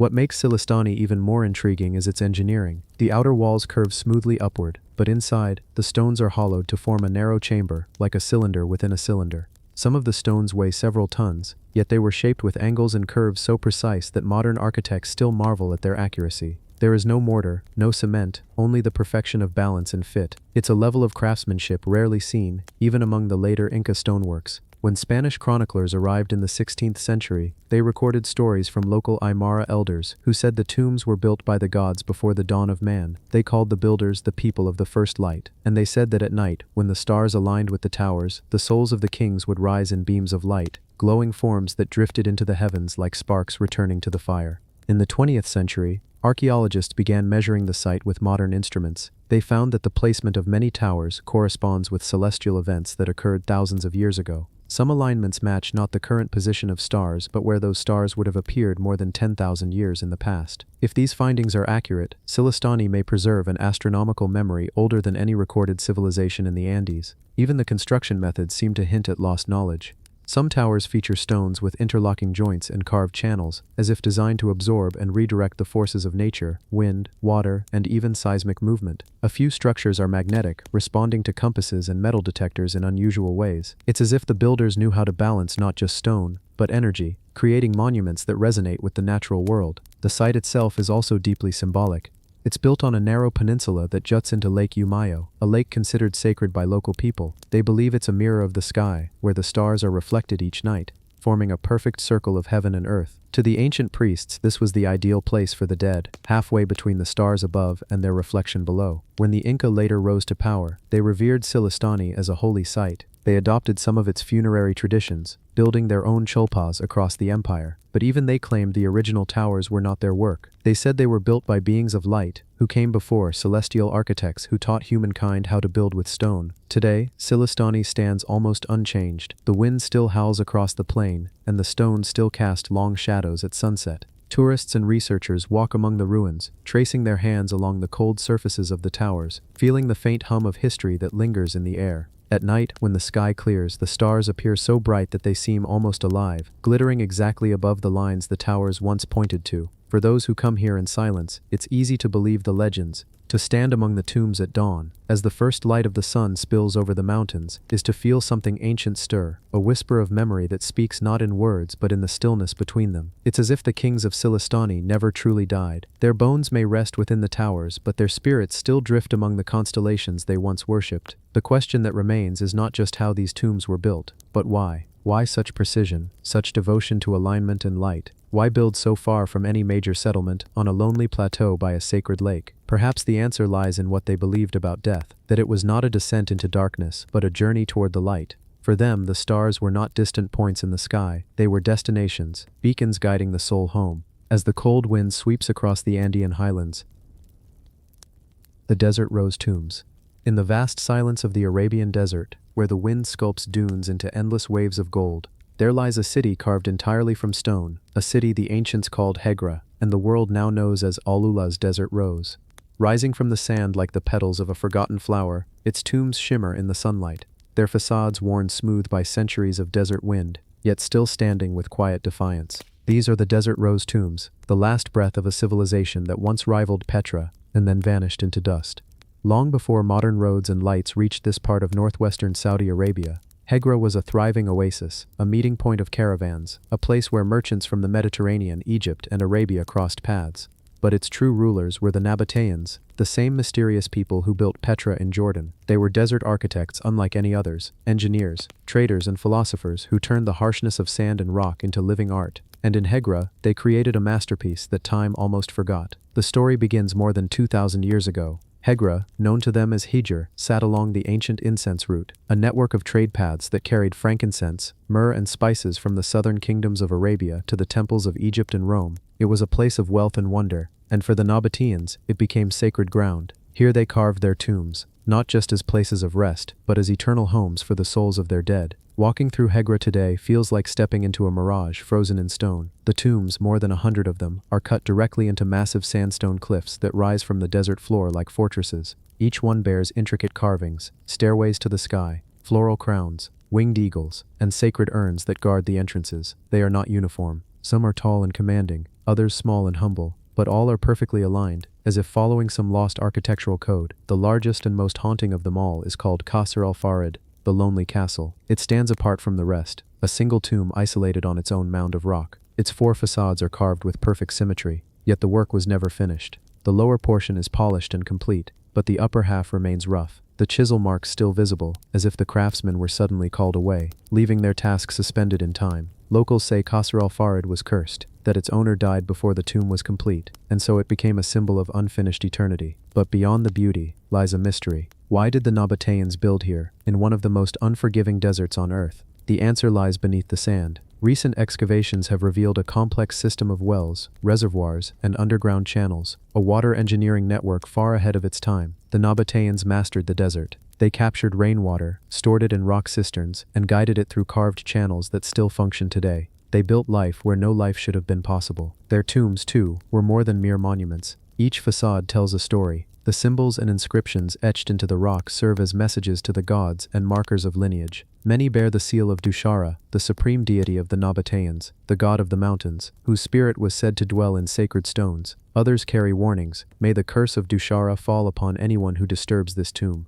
Even now, the wind whispers those words through the cracks, and the desert listens in silence. At night, Hagra transforms. When the sun sets, the cliffs turn crimson, then fade into violet shadows under a blanket of stars. In the moonlight, the tombs seem alive, the carvings shifting with each gust of wind, their outlines glowing faintly against the black sky. It's easy to imagine the spirits of those who once lived here still walking among the stones. Priests, queens, and merchants who brought the desert to life with their prayers and trade. The alignment of the tombs themselves reveals another secret. Many of them face astronomical directions, particularly toward the path of the sun during solstices. Some researchers believe the Nabateans aligned their tombs with the rising of specific stars, possibly those associated with the goddess Al-Uzza, a celestial figure linked to fertility and protection. It's a reminder that even in death, the Nabateans sought to remain connected with the heavens, their tombs acting as celestial markers between earth and sky. When the Romans arrived in the 2nd century CE, the Nabatean kingdom slowly faded, trade routes shifted, cities declined, and Hegra was abandoned to the desert. For nearly 1800 years, its tombs lay untouched, buried under layers of sand and forgotten by history. Only Bedouin tribes knew of its existence, and they spoke of it in whispers, calling it the place of the carved ghosts. In the early 20th century, archaeologists rediscovered Hegra. They were astonished to find the tombs remarkably preserved, their carvings still sharp, their inscriptions readable despite the passage of centuries. Inside, they found fragments of pottery, tools, and bones, silent evidence of lives once vibrant, now turned to dust. But the deeper mystery remains: how a desert civilization so advanced, so capable of sculpting both stone and society, could vanish almost without a trace. Some researchers believe environmental changes, the drying of wells and the collapse of trade, brought their downfall. Others suggest internal strife, or a slow absorption into the expanding Roman Empire. But to the people of the region, Hegra never truly died. They see it as a desert rose, a place that blooms in silence, holding its beauty beneath layers of sand, waiting for the right moment to reveal itself again. Today, Hegra has been declared a UNESCO World Heritage Site, the first in Saudi Arabia. Preserved and protected, its tombs now stand as open-air museums, testaments to human ambition and artistry.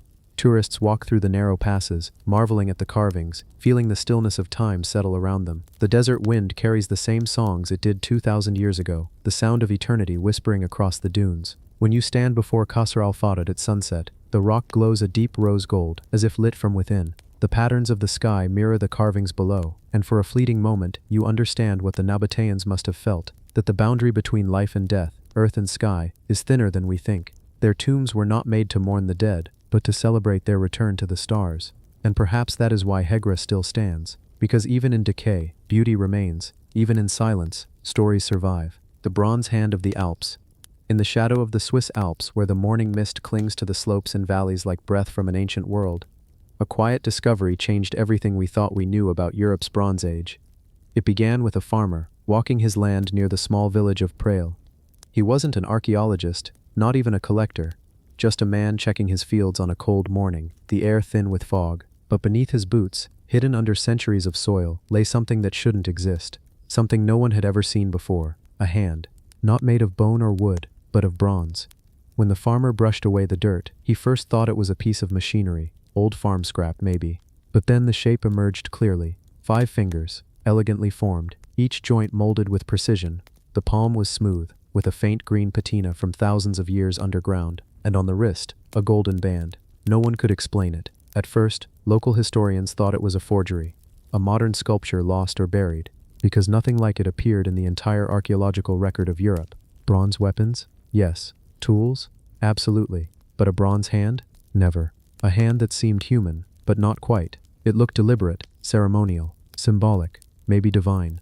When archaeologists from the Bern History Museum arrived, they were stunned. The object was dated to around 3,500 years ago, roughly 1500 BCE, the Middle Bronze Age. That made it older than the pyramids of Giza, older than most of the world's known kingdoms. But how could a bronze hand, attached to a golden cuff, exist in that period, in the mountains of Switzerland? The excavation began quietly. The site was small, a mound near a dried-up riverbed, scattered with stones and soil rich in ancient charcoal. It didn't look like a temple or tomb, but when the team dug deeper, they found something chilling. The hand had been buried with a human body, or rather, what was left of one. A skull, a few bones, fragments of a cloak that had turned to dust, and next to it small bronze pins, a dagger, and what looked like offerings, beads, pottery shards, and animal bones. Whoever this person was, they weren't an ordinary villager. The burial was deliberate, careful, and sacred, and the bronze hand, placed near the upper body, looked as if it had once been attached. Some theorized it was a prosthetic, but the size was wrong. Too small, too thin, more like a symbol of power or connection. Others believed it was a ritual object, an offering to the gods of the mountains, a symbol of creation, command, or perhaps protection. The golden cuff had tiny engraved dots, arranged in a pattern like a constellation. Some said they resembled star maps, possibly referencing ancient sky deities. The hand might have represented something divine, maybe the hand of the sun, a relic that once shone in ceremonies where light was seen as sacred. As they studied it further, chemical analysis revealed traces of resin inside the wrist cavity, proof that something had once been attached there, like a wooden pole or a staff. That changed everything. It meant the hand wasn't part of a body, it was part of an object. Perhaps a scepter, a ceremonial staff topped with a bronze hand reaching toward the heavens. The image became haunting, a high priest standing before his people, holding a staff crowned with a metallic hand, sunlight glinting off the bronze and gold. The hand raised as if invoking the gods above, or commanding the mountain winds. But when the priest died, the staff was buried with him, broken apart, hidden in the earth for thousands of years. No written records exist from that region in the Bronze Age, but across Europe similar ideas appeared. Hands were sacred symbols. In Egypt, the hand was a sign of creation and divine power. In Mesopotamia, hands invoked protection. In Celtic myth, the god Nuada lost his arm in battle, and it was replaced with one of silver, granting him strength and immortality. Could this have been Europe's earliest version of that legend? A ruler, a shaman, or a god-king with a hand of bronze, part man, part divine? The more archaeologists studied it, the stranger it became. The craftsmanship was exquisite. Each finger joint was detailed enough to show that the maker understood anatomy, far beyond what was expected for that era. The gold cuff, meanwhile, was refined and deliberate, the work of a master metallurgist. Whoever made it knew their craft deeply. This wasn't the work of a common blacksmith. It was made for someone important, maybe even worshipped. The villagers of Prelis had long spoken of old stones hidden beneath the forest, strange mounds where light never touched. Local legends spoke of a man with a hand of gold who could heal the sick and command storms. It was dismissed as folklore. But when the bronze hand surfaced, the stories came back. People whispered that the hand was cursed, that it belonged to a god who had fallen from the sky. Archaeologists don't deal in curses, but they do deal in patterns. And here, the pattern pointed to something remarkable. A Bronze Age network of ritual centers scattered across Europe from Germany to the Alps to northern Italy and beyond. They all shared something: strange burials, solar alignments, and symbols of hands raised toward the sun. The discovery in Prales may have been part of that world, an isolated echo of a forgotten religion that worshipped the power of touch, creation, and fire, a religion that may have seen the hand not as human, but as divine machinery, the bridge between mortals and gods. Imagine this scene, a ritual held at dawn, a shaman in bronze and leather robes, standing before a gathered tribe. In his hand, the staff, gleaming with gold, topped with the metallic hand. As the first sunlight pierces the mountain ridge, it strikes the hand, flashing across the crowd like a spark of divine fire. To them it wasn't metal, it was life, power, magic. And when that shaman died, the tribe sealed his relic in the earth, believing his power would flow back into the mountain. Thousands of years later, a farmer walking through the mist found it again, and unknowingly touched what might be one of the earliest religious relics of Western Europe. The bronze hand now rests in a museum, carefully preserved behind glass. It no longer shines like it once did. The gold is dulled, the metal green with age. But if you stand in front of it and let your eyes adjust, there's something uncanny about its form. It looks as though it might move, as if the centuries between then and now could melt away, and it could reach out once more. Some say objects carry memory, not just of touch but of intention. If that's true, then the bronze hand of the Alps remembers the prayers of a people who vanished long before history began. It remembers the cold of the soil, the heat of ritual fires, and the weight of belief. It reminds us that every civilization, no matter how small, leaves behind something sacred. Not always a temple, not always a king, sometimes just a hand, reaching out of time itself.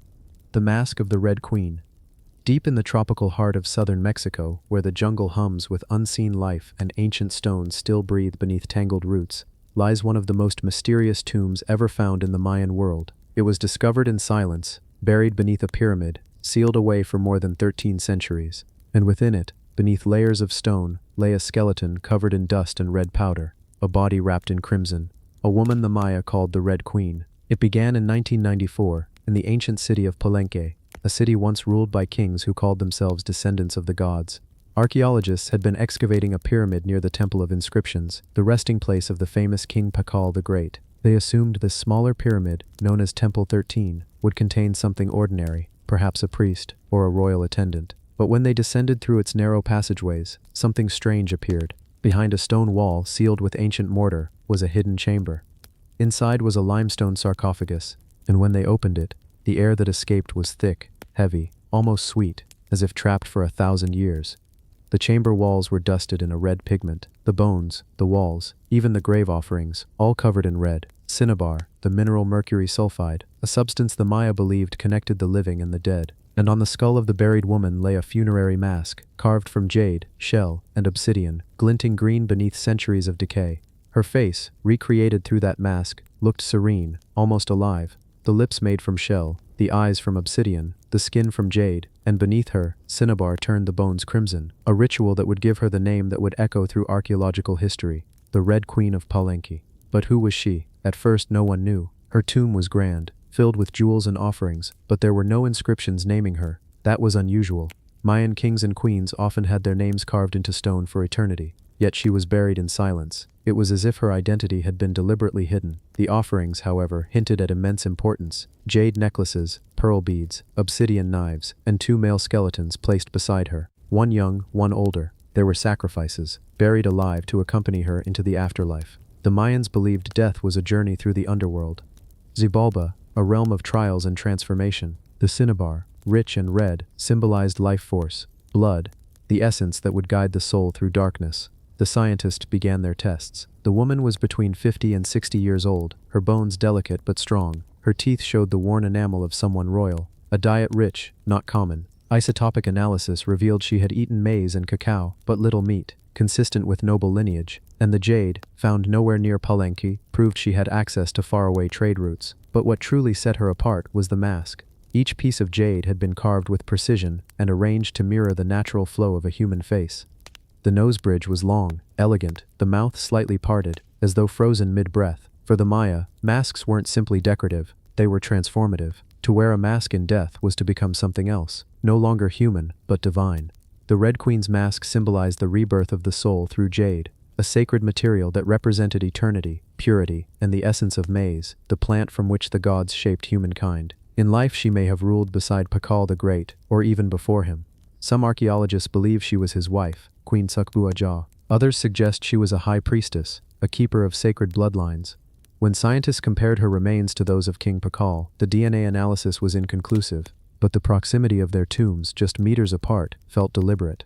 If she was not his wife, she was someone of equal power. But why bury her in red? Why cover her body in mercury powder, a substance so toxic it could kill within hours? To the Maya, cinnabar was sacred because of its color. Red was the color of life and death, sunrise and sunset, sacrifice and renewal. It marked the boundary between the human world and the spirit realm. By covering her in it, they were not preserving her, they were transforming her, turning her body into something divine.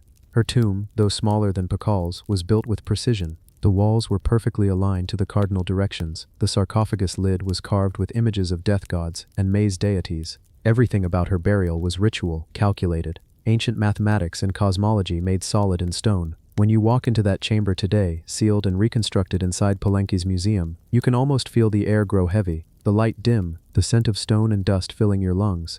Her mask stares back through glass, expressionless yet alive.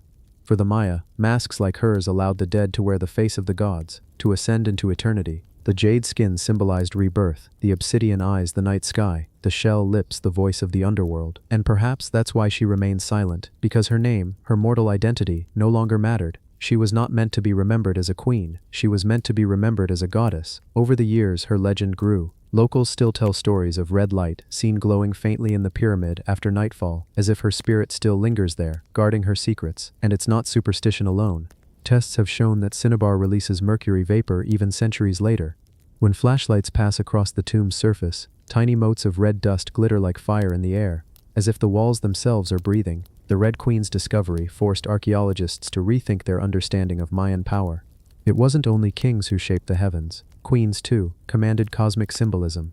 Her mask wasn't just an ornament, it was a portal, a key to immortality. Each line of jade, each piece of shell, represented layers of transformation, the passage from flesh to spirit, from woman to deity. Even in death she ruled, not over land or people, but over the boundary between life and the beyond. Some say her tomb's placement was intentional, directly across from the Temple of the Inscriptions, where Pakal rests. Together their spirits balance the energies of the city, masculine and feminine, sun and moon, king and queen. But there's one more mystery that still puzzles researchers: the golden drinking horns. In the rolling hills of southern Denmark, where the wind sweeps across empty fields and the soil carries the weight of forgotten kingdoms, two objects once shimmered beneath the earth, buried for more than 1,000 years. When they were uncovered, they seemed to belong to another world. Two long, curved horns, forged entirely of gold. Their surfaces glowed in the light, engraved with scenes of gods, beasts, and symbols that no one could read. They became known as the Golden Horns of Galahus. Treasures so strange, so exquisite, that even today they blur the line between myth and memory. It all began in 1639, in a quiet field near the village of Galahus, close to Mogultonder in southern Jutland. A young farm girl was walking home when something caught her eye in the soil, a glint of gold beneath her feet. She brushed the dirt away, expecting perhaps a coin, but what emerged was far beyond anything she could imagine: a long, hollow horn, made entirely of solid gold.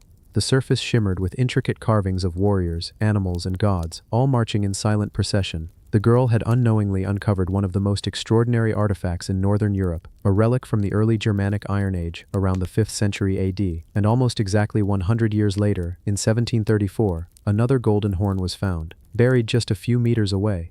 Two horns, two symbols of a forgotten people. Each horn was about 75 centimeters long, tapering to a narrow mouthpiece.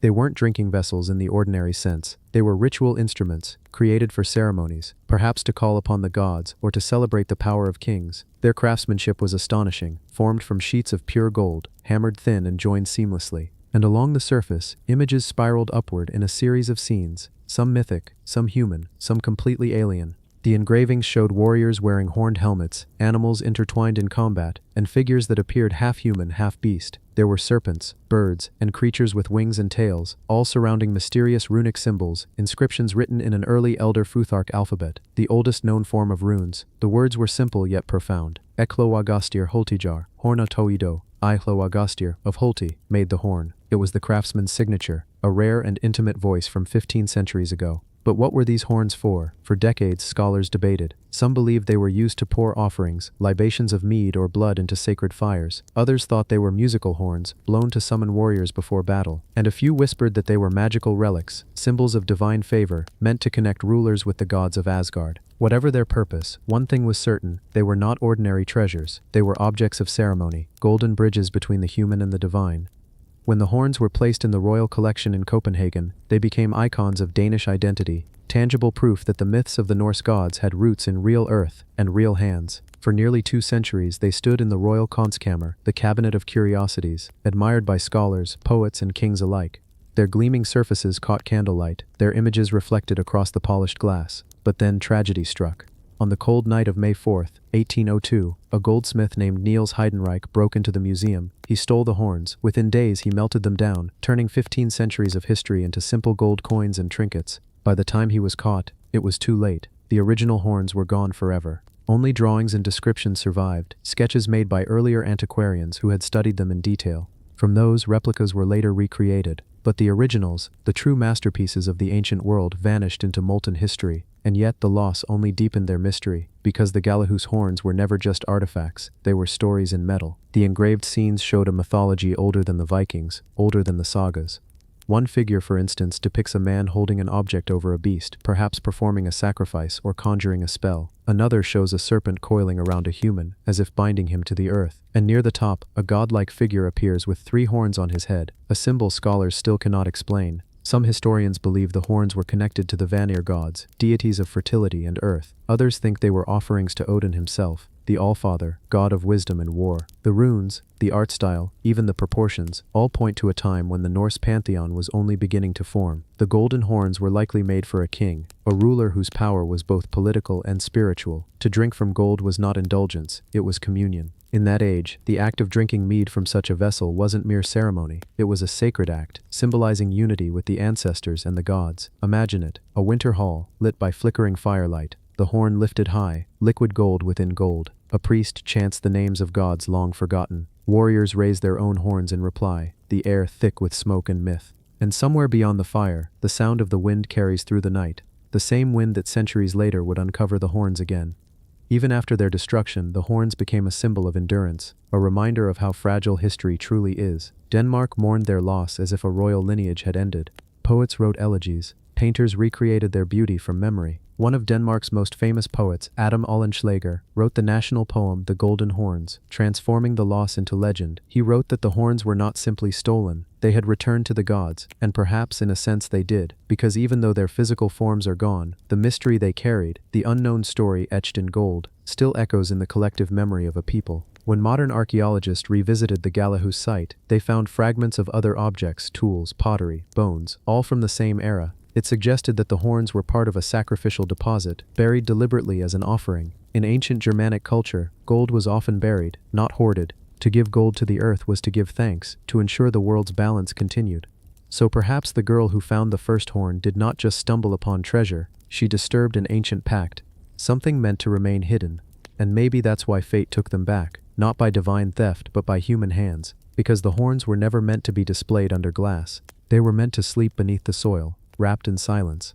Today, replicas of the Galahus horns stand in the National Museum of Denmark, perfect reconstructions made from the old sketches and descriptions. Visitors stand before them in awe, but the air feels different. No matter how perfect the replicas, they do not carry the same weight. The real ones are gone, lost to time, melted, transformed, returned to dust. Yet when you stand before them, something stirs. You can almost imagine the hand of the craftsman, Thua Goster of Holt, carving runes into gold under the dim light of a hearth. You can almost hear the whisper of a forgotten prayer, in an ancient tongue. The Galahus horns remind us of a truth that echoes through every age of discovery, that beauty, even when lost, leaves a shadow. That myth and history are not enemies, but twins, reflections of the same human hunger to touch eternity. And perhaps that's what makes the story of the golden drinking horns so haunting, not just because they were stolen, or lost, or melted, but because they remind us that even when time erases everything, names, empires, kings, the gold of human imagination endures. Somewhere, beneath the earth of Denmark, where frost still grips the soil each winter, the ghosts of the Galahus horns still rest. Their shapes may be gone, but their legend remains, glowing faintly, like the reflection of firelight on metal that no longer exists. Because some treasures aren't meant to be held, they are meant to be remembered. The Copper Bull of Ur. Deep in the land where two great rivers meet, between the Tigris and the Euphrates, stood one of the oldest cities in the world, the city of Ur. Today it is a scattering of ruins in southern Iraq, but 5,000 years ago, it was a thriving heart of the Sumerian civilization. Its people built towering ziggurats to honor their gods, carved the first written words into clay tablets, and traded gold and lapis lazuli with kingdoms hundreds of miles away. This was the birthplace of kings and of belief systems that would shape the ancient world. And among all the treasures uncovered in its ruins, one of the most mysterious was not a great statue or a temple wall, but a small copper bull, no larger than a man's hand. The Copper Bull of Ur was discovered in the 1920s during excavations led by British archaeologist Sir Leonard Woolley. His team unearthed hundreds of royal tombs beneath the desert floor, chambers filled with jewelry, musical instruments, and bodies of servants who had followed their rulers into death. But when Woolley brushed the dust away from a small greenish figure buried beside a lyre, he immediately realized it was something special. The tiny bull had been crafted from hammered sheets of copper, carefully shaped and joined, its horns curving upward like the crescent moon. Even after 4,000 years underground, its eyes, made from white shell and dark lapis lazuli, still seemed alive. It was a symbol that reached far beyond decoration, a relic of faith, power, and mystery. To the people of Ur, the bull was not merely an animal, it was sacred, a living embodiment of strength, fertility, and divine authority. The Sumerians worshipped Nana, the moon god, as their protector, and the bull was his earthly form. Every month, as the moon waxed and waned, priests climbed the massive ziggurat of Ur to light fires and sing hymns to the heavens. The bull's crescent-shaped horns mirrored the silver arc of the moon above, making it a natural symbol of the god's eternal cycles. When a craftsman shaped copper into the form of a bull, it was not an act of art, but of devotion. He was giving physical form to the power of the divine. The royal cemetery where the copper bull was found tells a haunting story. Many of the tombs belonged to kings and queens who had ruled Ur during its golden age. Their graves were not lonely. They were surrounded by attendants, musicians, and guards who had been buried with them, sometimes voluntarily, sometimes not. In one chamber, archaeologists found a queen's lyre decorated with a golden bull's head, its face made of gold leaf. its beard from lapis lazuli, and its horns from polished shell. Nearby they discovered the small copper bull, standing as if in eternal watch. It may have once stood on an altar inside the queen's temple, or beside her throne. When she died, it was buried with her, to guide her spirit into the afterlife under the light of her god. Copper was one of humanity's first metals. Before the invention of bronze or iron, people across the ancient world learned to extract it from stone and shape it with fire. For the Sumerians, this red metal had mystical meaning. They called it Urudu, the blood of the earth, a gift from the underworld. They believed copper carried purifying power and divine energy. Unlike gold, which symbolized wealth, copper represented life, vitality, and protection. That belief gave the small figurine its strength. It was a guardian, a messenger between worlds. What makes the copper bull so powerful is its simplicity. It is small, almost fragile, yet every curve and line holds intention. Its stance is proud, its head slightly raised, its horns perfectly balanced. The artist who made it clearly understood the animal's anatomy, but also wanted to capture something beyond realism, a spirit. You can almost imagine the craftsman seated in a dim workshop thousands of years ago, shaping thin copper sheets with a stone hammer, each strike guided by ritual. When it was complete, the bull was likely anointed with oil, placed in the temple, and dedicated to Nana with prayers. Ancient texts from describe ceremonies where priests offered milk, honey, and barley to the moon god. During these rituals, musicians played lyres and drums while worshippers chanted beneath the rising moon. The bull was central to these rites. Its image appeared everywhere, from temple carvings to royal seals. The small copper bull may have been part of these sacred events, absorbing the smoke of incense and the glow of firelight before being entombed forever. When Woolley and his team excavated they found themselves stepping into a city frozen in time. The royal tombs were breathtaking. In one, more than 70 attendants lay buried around their queen, still wearing jewelry and fine clothing, their bodies arranged in orderly rows. The air was thick with the weight of history and tragedy. Among those silent witnesses stood the copper bull, small but unbroken. For Woolley, it was a symbol of how art and faith endure even after empires fall. Over time, the meaning of the bull spread far beyond Sumer. The image of the sacred bull appears again and again in world mythology, in Egypt's Apis bull, in the Cretan Minotaur, in the winged Lamassu of Assyria, and even in the constellation Taurus that dominates the night sky. All of them echo the same ancient idea born in that divine strength takes the shape of the bull, and that its power connects heaven and earth. Today, the copper bull of rests in a museum, displayed under soft light behind glass. Tourists often walk past it quickly, not realizing that this small green statue once represented the living voice of a god.